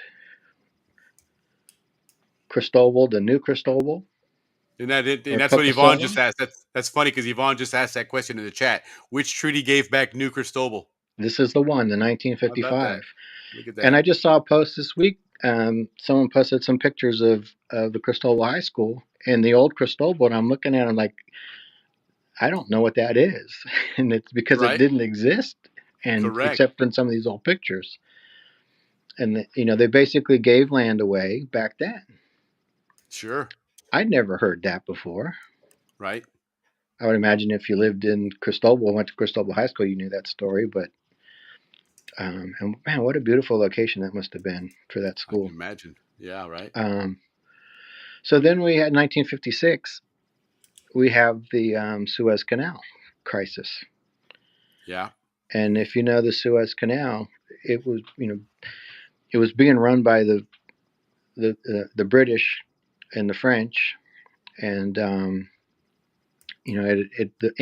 Egypt had been like a monarchy before, and they went through a transition. Well, that's when that war broke out with Israel. Yeah, the Brits and the French basically convinced Israel that Nasser, the president of Egypt, was,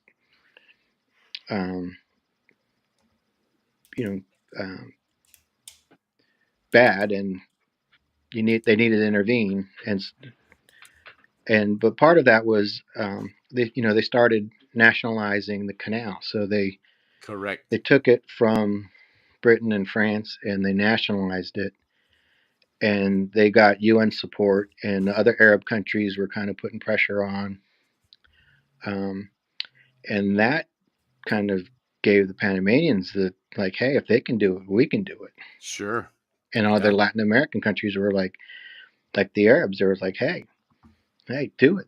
And of course, the Soviets were big in trying to create turmoil, and anything that favors the U.S., they're going to push against it. Yeah, and I think you read in a lot of these stories about communists and whether the Soviets were involved, probably were, to just agitate. And I think a lot of people say that the student protesters were they were motivated by that as well. There was a whole movement for that, and they were inspired by that, and it was it was happening. It was happening in other parts of the world. Certainly. And there was support basically to undo the U.S. The Soviets in the United Nations, they had done a very fiery speech about the U.S. and its bases and how they were basically um, colonialists and imperialists and had confiscated territories and stuff. And part of it was this spy, Alger Hiss. When he was arrested, they thought that he was passing information to the Soviets about Panama and things. I think he worked at Department of State, but he was like the biggest breach in national history at that point. Interesting. And so, you know, all these things are happening, and in the Ramon Treaty, um,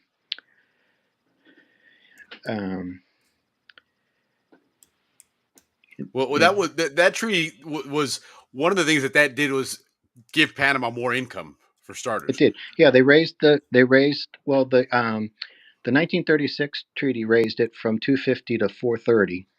Right. And then this one raised it from 430 to 1.93. Okay. 2 million, right? That we always heard Almost $2 million, right? Sure. And also, you know, gave the lands back, and but there's probably some other things that it did. And the only thing the U.S. got out of that treaty is the right to have a base at Rio Hato for 15 years. Interesting. Oh yeah, I remember that. That Rio Hato base was a U.S. base. And Yes. and then there was the 1947. It was like base defense land treaty, where after World War II, the U.S. you know, they had all these bases all over, like Toboga and you know, all over for sub hunting and different things, anti-aircraft and whatnot. And they were asking for I think it was 10 different bases to be made like permanent, or not permanent, but for a certain duration of time. Sure. And this is also when some of the protesters went down to the National Assembly protesting this, and basically threatened the National Assembly that if they signed that treaty, they would be lynched. And I think one way this to is the persuade. photograph I showed last time where Eisenhower's down there riding in the car. Yeah. Trying to promote this thing. It's like, why is he down in Panama right after World War II? And that's probably why trying to get this treaty signed. But on the 10th of December, they finalized this treaty, and they sent it on the 23rd of December to the National Assembly. The mob came, surrounded the building, and said, "If you sign it, we're going to lynch you." And it failed unanimously. Guess that worked. Yeah. Yeah. Well, power persuasion. All right. So then we have in 1958 students, you know, trying to raise the flag in the U.S. Yeah. And of course, I tried putting together all these slides that accommodated all or corresponded with these things, but the resolution I have is so atrocious. It didn't work out. But one of the things that there's an article that talks about how the U.S. authorities didn't really approach those protesters. They let them do their thing, and they left a whole bunch of flags. And afterwards, the U.S. authorities went and gathered up all the flags and then handed them back. End of story. Then they were reused a couple days later. You know, they marched into again recycling. You know, hey, yeah. environmental. So, but then you can also read intelligence and stuff.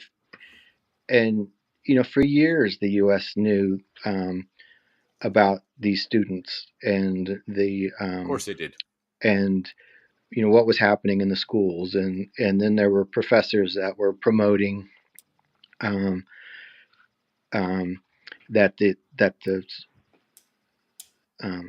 sovereignty of the Sure, Canal, but basically Canal anti-American sentiment. That's where you were fomenting that anti-American sentiment. And right, and it was basically they're saying it's following the Soviet narrative that was out there. And one of the things that the protesters were demanding was 50% of the gross tolls. How about that? And and this was right after the 55 Where treaty it already that got a gave them big increase. 1.9 million. Yep. And so when they did the math, they're like, okay, if we take the tolls that we get, which is like $50 million, and we subtract all the costs that it takes to maintain this canal, Right. Your 50% is going to be less than $1.9 million. We'll take that deal. And then it was, oh, no, that's not what we meant. We meant 50% of the 50 million without Right. paying any of the overhead. Yeah. So basically, you wanted 80% of the tolls at Yeah, the end of the day. right. So you could see when you're trying to have a negotiation with somebody that's not a good starting point. Right. It's just kind of What like they say, they say the devil's in the details. devil's in the details, right? And then the Panamanian president at the time was kind of saying, yeah, I think they misspoke when they said that's what they wanted. Yeah. On second thought. On Well, second thought, they were shooting high. You shoot low and you meet right? in the middle. That kind Well, of they thing. didn't have their So scope Yeah, calibrated but right. Apparently. you can shoot too high in negotiations as a right, contractor. I know that. right. So I mean, they weren't out of school yet; they were still in school, so they hadn't learned everything yet. So Correct. That is correct. So, but then also what was happening in that same time is in May of 1958, Vice President Nixon takes a trip down to South America. He goes to Caracas, and he gets mobbed. It's the same thing. People know he's going to be there.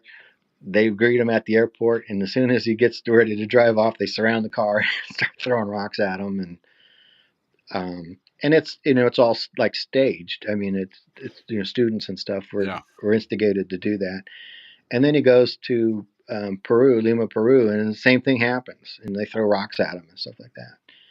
And so at the time he was the highest ranking American official that had been attacked on foreign soil. Right. And so there's this anti-American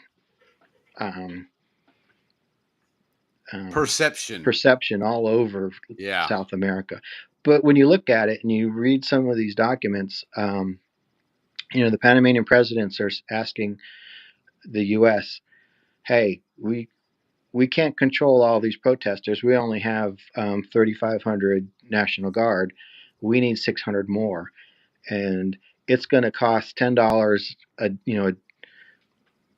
a month for a guard, and we need 400 of them, and with uniforms and all that stuff, we need $660,000." Right. And so they're asking the U.S. for assistance to get more guards to keep these protesters under control. Sure. And there was some things, are you guys really against them, or are you with them? Right. Where's that money really going to go? And you can look back and you can see where the U.S. Was providing tear gas for the National Guard to control protesters. And so there was a lot. Providing, you got to think about that era around the world. There was a lot of places where you could that disruption could quickly become a government changing hands, and next thing you know, the U.S. is being forced out of the canal zone. And then there was the USAID department. They were like spending $16 million, different grants, Panama. One of the grants was to the Denny, the detectives, undercover police, plainclothes, yeah. That's where Noriega was. They had 258 plainclothes agents that would go out and try to look for subversives. Yeah. And that was being paid for by AID, and they spent a lot of money with the National Guard. But you can go back and you can look and you can see how the U.S. Paid for a good chunk of the Panamanian National Guard, and so they had been cooperating, on multi levels, and sure, you don't really ever see that. All you see is kind of like it's the U.S. troops against these students and such, and that's kind of I guess the perception they were trying to promote. Then Eisenhower um,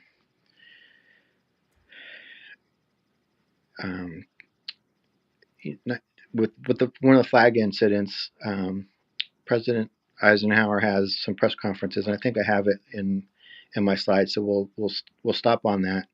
But he sends his brother as a diplomat, Eisenhower's brother, and he's listed as Dr. Eisenhower.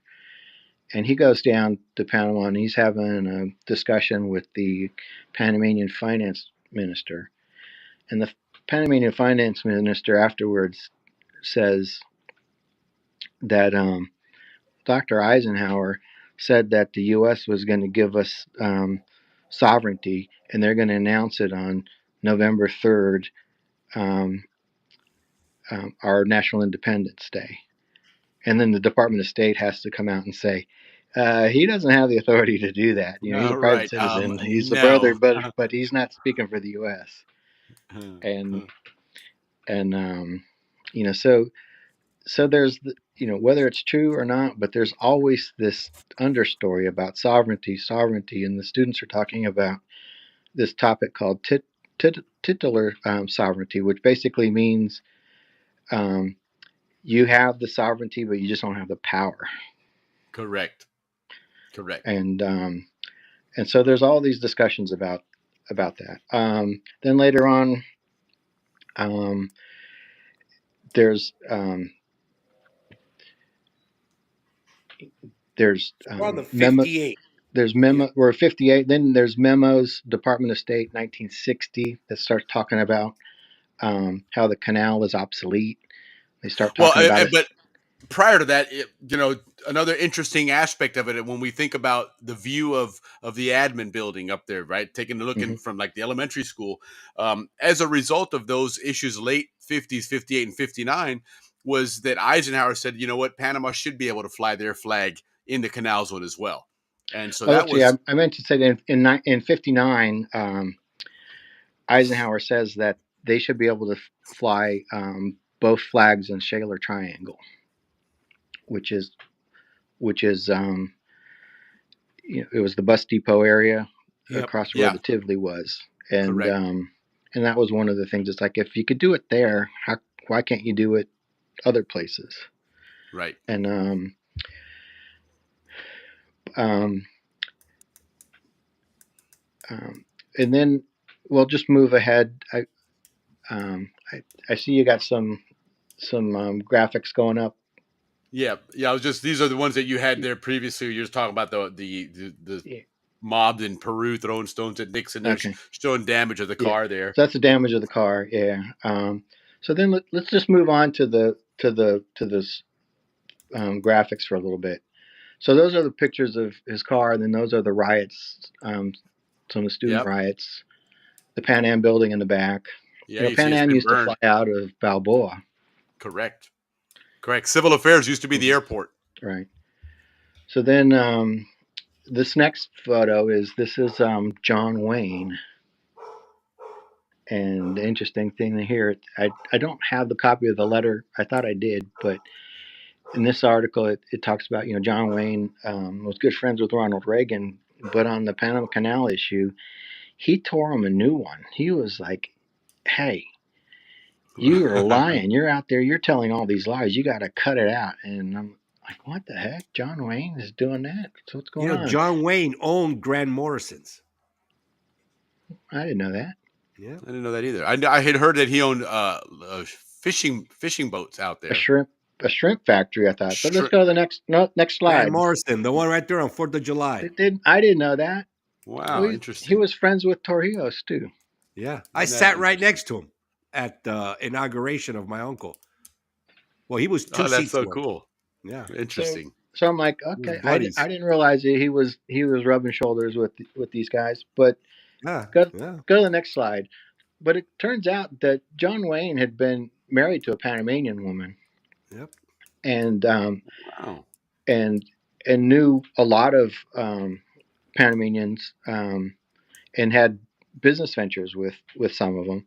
Yeah. And then he gets caught up in guilt by association. So Laura's asking, what was Reagan lying about that John Wayne was referred to? It doesn't say in the letter. It just says you got to whatever he was saying is you're misrepresenting the facts, Fluff. Okay. and he's gonna. Willie, what you and I always talk about, that fluff that you have to ignore. Right. You have to Yeah. look Yeah. past it. You know. I'll look it up. I'll find out. It's Yeah. there somewhere. We'll track it down. We'll Right. track it down what that was. So he gets caught in this. He gets acquitted though. He's not doing it. But comes to find out, go to the next one. He owns an island in Panama, in Torborcillo, but they call it John Wayne Island. And where's that at? Pacific. Wow. By Punta Chame. Oh, right on. How about that? And for a while, go to the next one. They had a resort out there. It was a little hotel, and you could Frank rent rooms. And they had Frank Sinatra room. They had the, like the, whoever the star of the time was, different rooms you could rent, and they had, a church, and they had a town hall, and they had different. It was like a little western town. That's amazing. All right, and that's not too far. Chime wasn't that far. I mean, that was no. That was But before the apparently beaches. he lived there for a number, or would visit there for a number of Sure. years, and then sold it in the awesome. 70s. But I don't have the letter cool. that he wrote Reagan, but I have the letter he wrote Carter. This is the next one. Okay, here it is. And he told Carter that he thought he was doing the right thing.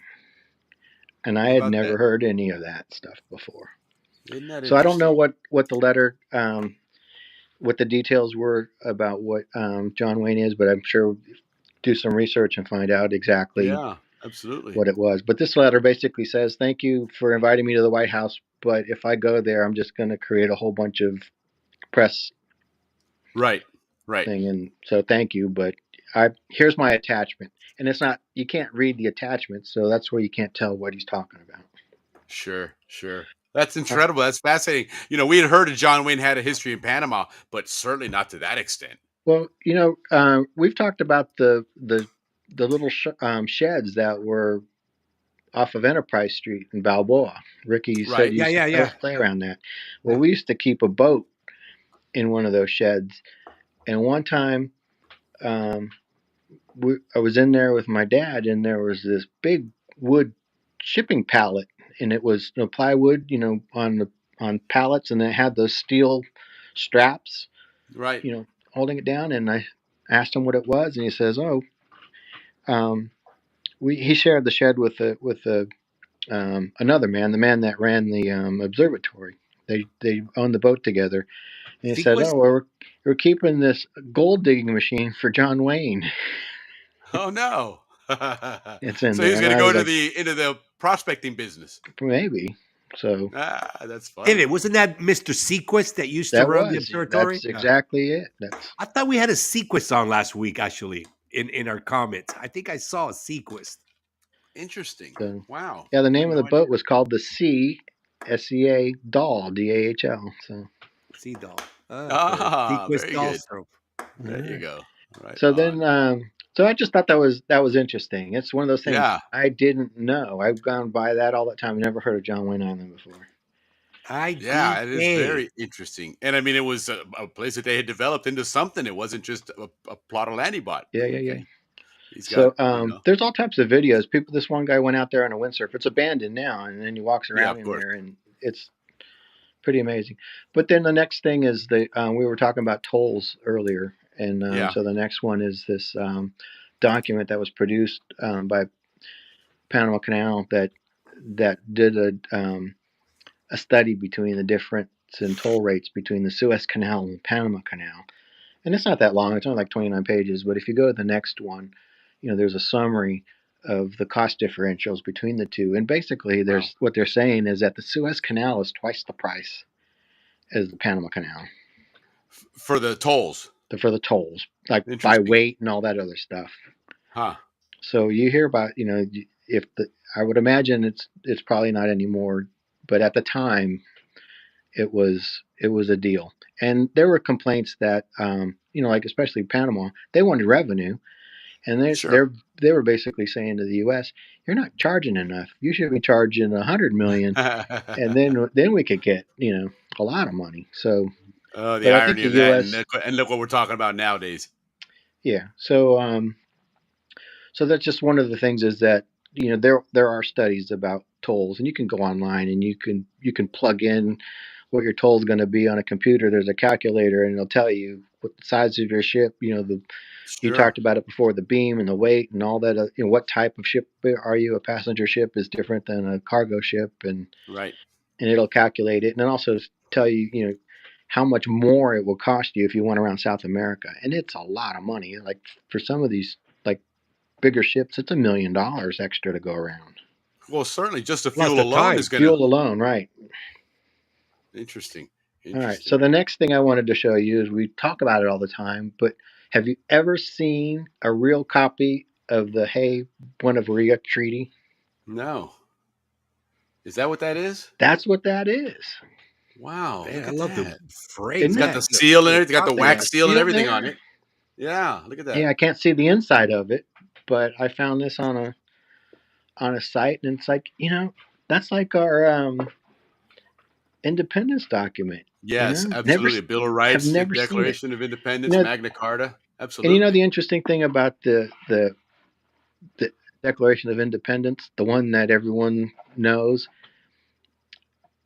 I won't say it's a copy, but it was actually produced about 3 months after Yes, July 4th. that is correct. Because the original has a whole bunch of strike throughs and stuff, and then they said, okay, now that we finalized it, go write it up and Let's make it make it look look pretty, pretty and then now. we'll come back and we'll sign it. So like everyone signed it on like August 2nd. Right, correct, correct. So Yeah, yeah, so there's July an 4th was really original more one, symbolic than anything at that point. right? So it's just That's funny. kind of one of those things. All right, so this next one, we'll go back to the Taft Agreement. Okay. In 1904, Taft Agreement, and the disagreements with Panama started from day one. Okay. Post office stamps. You're going to mail a letter from Canal Zone. Yeah. What do you mean you're going to use your own postage stamps? You're not going to use our postage stamps? Well, and stamps is a big deal to countries. Think about our history, going back, Revolutionary War and the Stamp Act and all those things. I mean, it wasn't just something you lick and put on a letter and it's no big deal. There was a lot Yeah. involved with that. So Teddy had to send Howard Taft down to Panama in 1904. Taft was the Secretary of War, which became Department of State, Secretary of State later. But and then Taft became president. But Taft was heavily involved in Canal issues. He was the vice president at that time too, and he was in charge of having to do the monetary agreement. And I've talked about that before. And one of the reasons why the 1936 treaty they raised it from 250 to 430,000 is because the value of gold went down, so they weren't getting as much. Correct. And that was really the whole rationale for gold and silver, is because the U.S. was on the gold standard, and the British colonies and stuff and the Spanish colonies were on the silver peso.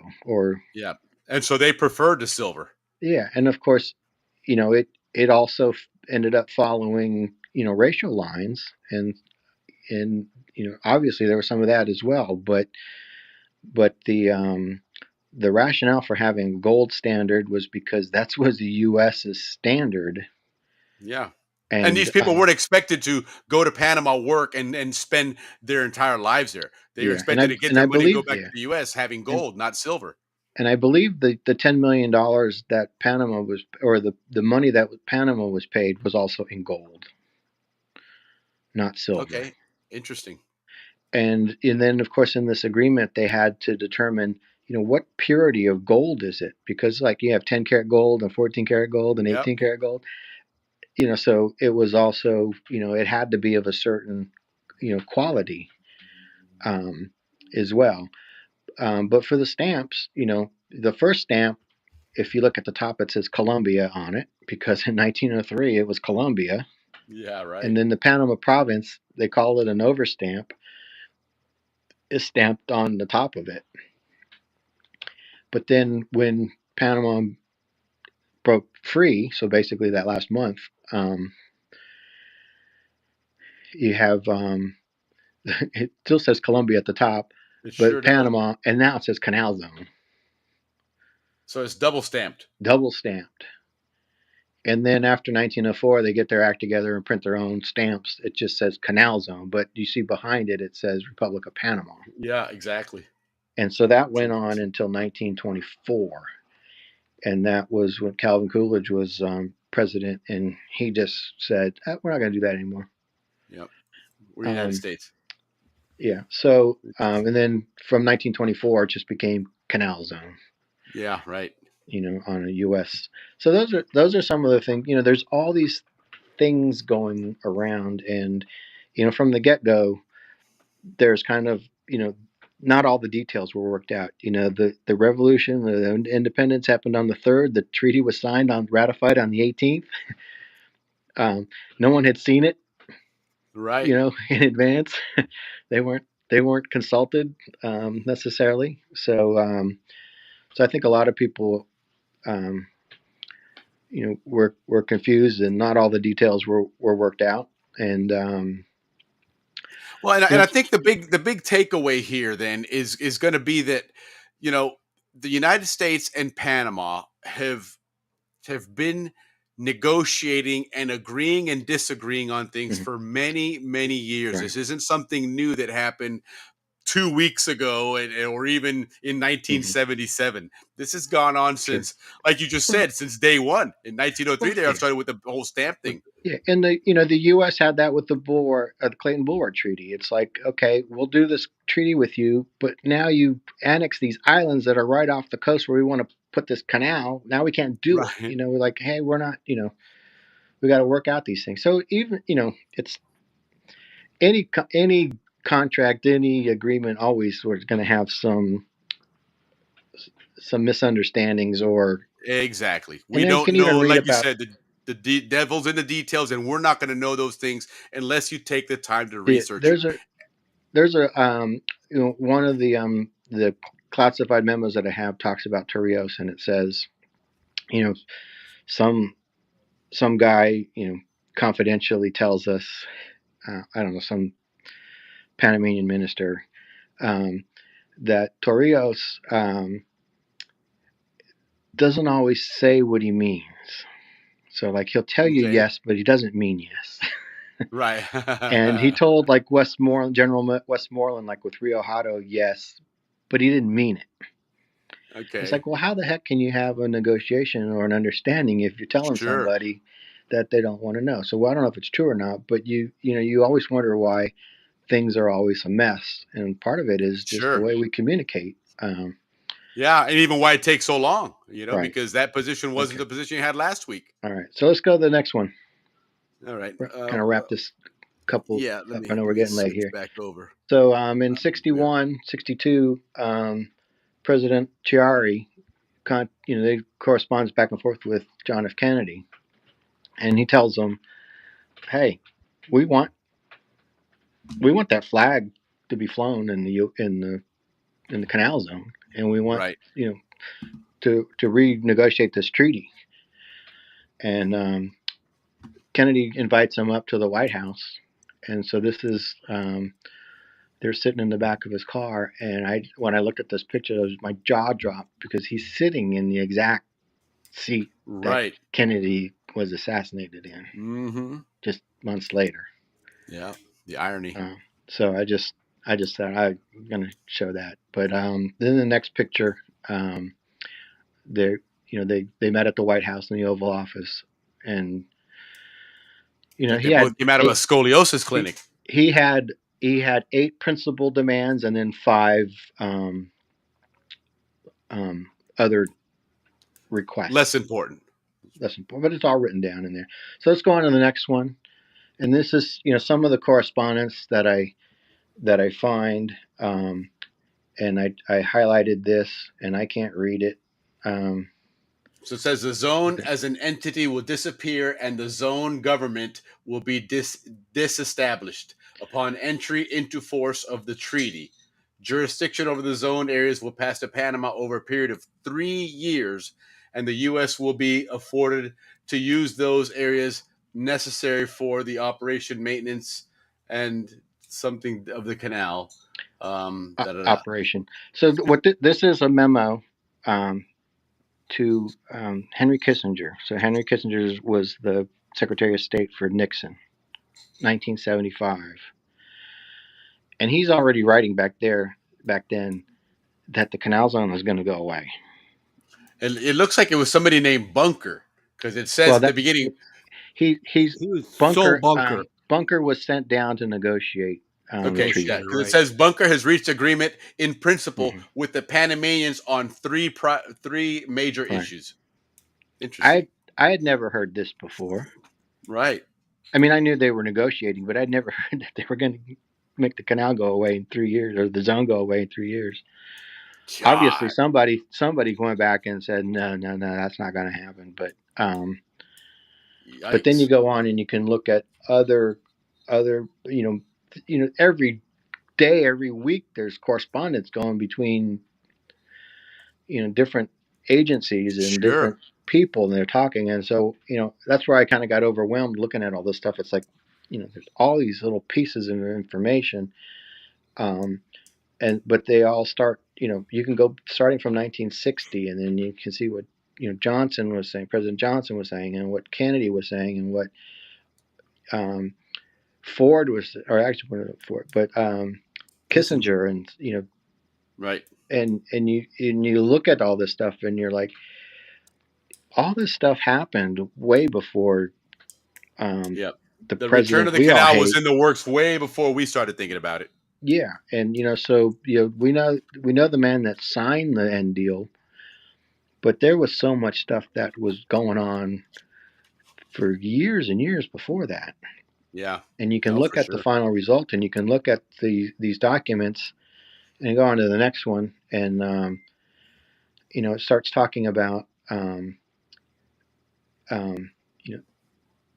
different things that they need to. This is probably earlier in time. I don't have the dates on this, but it says in here that from a defense position, and this is probably someone from the Army or the Navy saying that if we can keep this canal for 25 years and 40 for defense, hey, we're okay. So if you look back in 1965, and this is coming out, and you say 25 years from now, that that's like, or 1970, that's the year 2000, the year 2020. You know what's interesting about this letter, and I don't know when this was written, but on the fourth point there, which unfortunately you can't see on the screen, but the last part says this presentation would either be given by Ambassador Bunker or accomplished by means of high-level visit. Defense wants to invite Torrijos here. Mm-hmm. Now, here's what's interesting about that. Depending on the timeline of that letter, Torrijos hadn't assumed power yet. That didn't happen until 68. So yeah, this is probably after 68. Okay, because I was going to say, because otherwise then makes you wonder how Torrijos came into power and who was behind it if these guys are talking to Torrijos before he's a leader.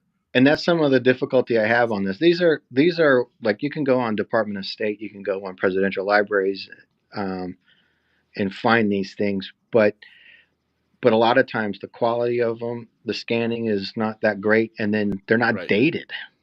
Correct. They don't have a date on them. And someone might write in the margin something, there's handwritten stuff on a lot of these. Sure. And then you can kind of figure it out, or it says it in there. But so like in this particular one, I don't know the date on them, but you can see the secret part of it has been, it's declassified now. Right. But at one point it was secret.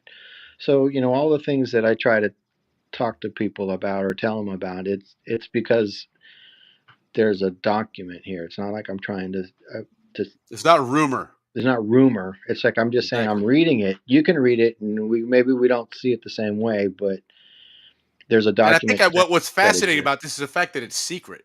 Right. This wasn't an open negotiation. This wasn't something that we knew about that was in the news saying that, hey, there's ongoing negotiations, to return the canal. None of Well, this was being done. That's why hence yeah, it was all none of kept this secret. was being made public.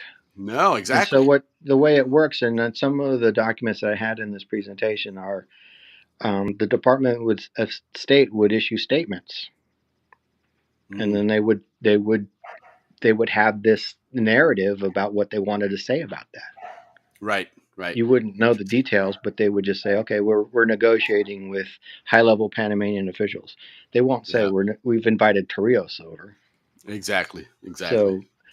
So, but then you can see all the behind the scenes, and then you can see people where they're looking at it, and there's let's see if we can go to So I've got the Kissinger go to Kissinger memo up there. all right, go to page 50. Kissinger memo. There's a number of them. This is the memorandum for the president. Negotiations have progressed to a critical point. I can't see that. It's on the screen right now. Oh, but yeah, but my screen, it's like a postage stamp. Gotcha. But go. Okay, I see it. Yeah, they've to a critical point. Without trade-offs, there's not going to be a treaty. Correct. And so they're talking about we have to do things. The one I want you to go to is page 54, I think, if you can see a number. Yeah, I can't, but if you tell me what's on it, it's the one that starts with foresight came later. Right there. You just passed it. Okay. Go one more. That one. Right there. Okay. So this is what I was telling you about before. Back in 1916, a report by General Edwards to Congress. He says back in 1916, for this canal to work, you're going to need a canal zone that's 50 to 60 miles wide.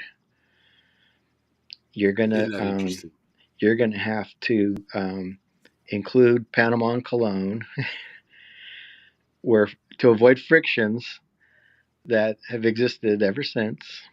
So they were talking about having friction since 1903 in that statement. And so basically what they were saying is move the problem. Look at this guy. Yeah, there's number 4. Return the eastern end of the province to Colombia. My God, what a lunatic this guy is. How the hell did you become a general? What was his name? Edwards. General Edwards. But you have to think that there was either everyone under his command said yes sir and agreed with them, or there was a good amount of people that felt the same way. And how do you think Panama's going to feel like that when you say, wait, you mean I got to give half of my country back to Colombia? I don't think so. Yeah. So, but you could expect that doesn't sound like goodwill and cooperation when you read that. No, not at all. Goodwill and cooperation to Colombia, not to Panama. All right. So that's where when I look in these things, I find things like this that will come up on both sides, and you're like, you'll never get anyone to agree to that. You could do it by force, but you're not going to get them to just pack up and go. Yeah. And then on the other side, like we want 50% of the toll revenues. That's the non-starter as well. You kind of you see these things and the guy that making that statement, he's not the one negotiating. He's not the president. He's just some loudmouth. Right. Yeah. There's no concept of what's going on. So I just wanted to kind of go through all of these different parts in time, and kind of what was going on, and what was kind of written in these treaties, and sure.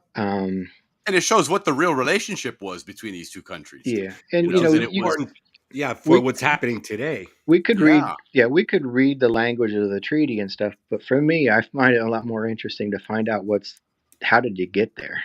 How do we get to this last one, right? Yeah, and so So that's the long way around South America to talk about these things. It's just like It sure you was. won't But find that answer if you're just going through the canal and taking a shortcut. that's exactly right. It's a lot cleaner and a lot faster, but you're going to But miss all these that's not what a details. historian does. And this is what a Canal Zone historian does, is finds all these things and really gives us a clear understanding of everything that's transpired outside of what we grew up understanding. I mean, even just some of these little things that we don't think of that as that big of a deal, but when you put a stamp on something and all of a sudden one country's like, wait a minute, you can't use that stamp. Well, what do you mean? And Well, we had a yeah. treaty. Well, we didn't think about that. Oh, well, we got to negotiate that now. In that agreement too, the U.S. agreed to give Panama 40% of the value. So your 10-cent stamp, 40 cents went to Panama. Okay. All right, so it was a 6-cent stamp in essence for the U.S. Huh. Right on.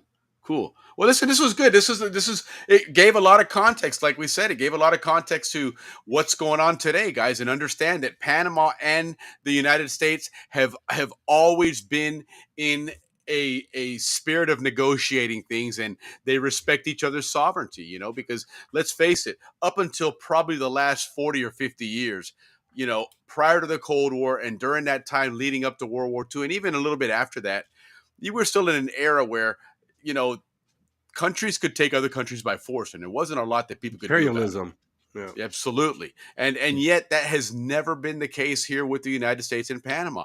Even later on here in 1989, Just Cause, once that was cleared up, they got back out. They put in a new government. They allowed these guys to democratically elect their own government. And so this is where that relationship stands. And so some of what we've seen gets taken out of context, but it's part of understanding how the world works. And so for that, again, Dave, we're always so much appreciative of the effort you put in to find this stuff for us, because without it, man, we would have no idea or even where to begin looking for it. So, Yes. Thanks again for taking that time. I know right now you're not at home and some situations there. So, but we appreciate you still taking the time to take care of the zone here and let people know that history of that awesome place we grew up in. So, and then next month, Dave, what do you got in mind for us for getting back into a routine here? Because we've been going through these holidays and all this crazy stuff, but Yeah. Well, my thought was, since we kind of finished up the canal construction, it was going to start dealing with the 20s and 30s and what was going on in that era. Nice. And obviously we have a treaty we can talk about, but I tend to do a little bit more of how the canal zone was evolving right before the war. Excellent. Well, that should be exciting. And even there on the Panama Canal Museum collection, you start seeing the yearbook collections that start going back to those 20s and 30s, and now starting to see life in the canal zone, and now it becomes more relatable to us as Zonians as opposed to the construction workers, which is a different component to the Zonian. So that should be exciting. I'm looking forward to that for sure, man. So, well, Dave, again, thank you so much. Happy New Year to you. Thanks for enlightening us with all this awesome information. We really appreciate everyone out there in the audience as well. Thank you, Dave. A lot of thanks to you for this stuff. So, listen, have yourself an awesome rest of your holiday season, and we look forward to bringing you back at the beginning of February. So appreciate you, Dave. Take care. Thank you, David. Thank you very much. All right. We'll see you. Take care. Dude, that was pretty good, man. That was a lot of good love stuff that there, guy, man. Yeah, David's all right, man. David's all right. Oh, yeah. I'm glad we went over that, Willie, because it's important for our viewers to know that, I know we're all Zonians and we all heard what Trump had to say. We all got excited. But at the end of the day, guys, we are both respectful nations. We respect each other, and we're going to do this. Whatever it is Trump wants to do, I'm sure it's going to be done, correctly. Now, remember, the treaties allow, under Article 14 of the treaties, allow for either or to initiate negotiations. So there's nothing wrong with what Trump has done. His bombastic way, it could have been done better, but, trying to initiate negotiation, nothing wrong with that. Well, and Ricky, you mentioned something to me earlier today regarding that, and we had talked about this even last week, where this is part of that negotiation tactic. And so give us a little bit of current and new information that has come out since then. We did mention briefly about the railroad, right? Well, there has been a lot of changes. They have the ACP came out and said, look, we have a new way of how ships go through. Military ships and cruise lines, they go straight through. They don't wait for any lines. Of course, if their engines are ruined or the boat's not in Sure. perfect, they can't go. But the ACP came out and said they have straight access. Or the second thing that happened was, we already reported that Molino brought in all the Chinese and said, look, you guys got to abide by the treaties, the neutrality treaties. This paint is off, this stuff, null and void, so knock it off. So the first thing they did was they disqualified them from participating in some of the government bids, especially the railroad going from Panama to David. The U.S. was second up on that bidding, so they ended up getting the contract. Correct. So that happened like right afterwards. So there has been a lot of positive coming out of this. But still, the president of Panama keeps saying, look, we're not going to address this because Trump's still not president. When he's president, we'll address it. Right now, we don't have a problem with Biden, so there's nothing to address. And I think that's the right message that Molino's putting out there. Say, hey, when Trump comes in and wants to negotiate, hey, we're all in it. We've negotiated how many treaties, Willie? 12, 13? It's not like we can't throw in another one. Yeah, sure. That seems to be you guys want bases? Well, then get rid of DeConcini. Something like that's going to happen. Yeah, it's a give and take, and again, we've talked about this before, the art of the deal. And so maybe some of these bombastic statements have suddenly caused some eye opening in some other parts here. There's this entire debt trap diplomacy thing that's been talked about a lot. All of a sudden about that, the conversation in Panama starting to circulate around the debt that Panama has with China, and are they putting too many eggs in one basket? So some of these things may not like the way it occurs and how it occurs, and maybe even the reasons behind it. But let's let things shake out and see how things go. But so far, I'm kind of liking where it's starting to navigate towards. And I think a lot of Panamanians too. I think that that bombastic start, I think everybody's already moved past it. Correct. And including Trump. Including Trump, and everybody's selling into, hey, listen, we're brothers. We'll work out whatever it is. We don't have a problem here. Yeah, because Molino made a strong statement when after Trump made his statement. He came out and made a very strong statement, and Trump certainly could have come back to that, and he didn't. He's like, okay, now there's obviously things probably going on behind the scenes, but nonetheless, sometimes the old saying, right? It takes the squeaky wheel gets the oil. And, so maybe Panama or the United States has been asking Panama about some of these things in the past and nothing's going on. And all of a sudden, well, you know what? Let's start barking a little bit more and get some eyes on it. And God knows that when he made that statement, and again, it was a political rally in Arizona. It wasn't even a national address, but the entire world was talking about it. So, if the intent was to get people to look up and say, hey, wait a minute, what's going on here? It worked.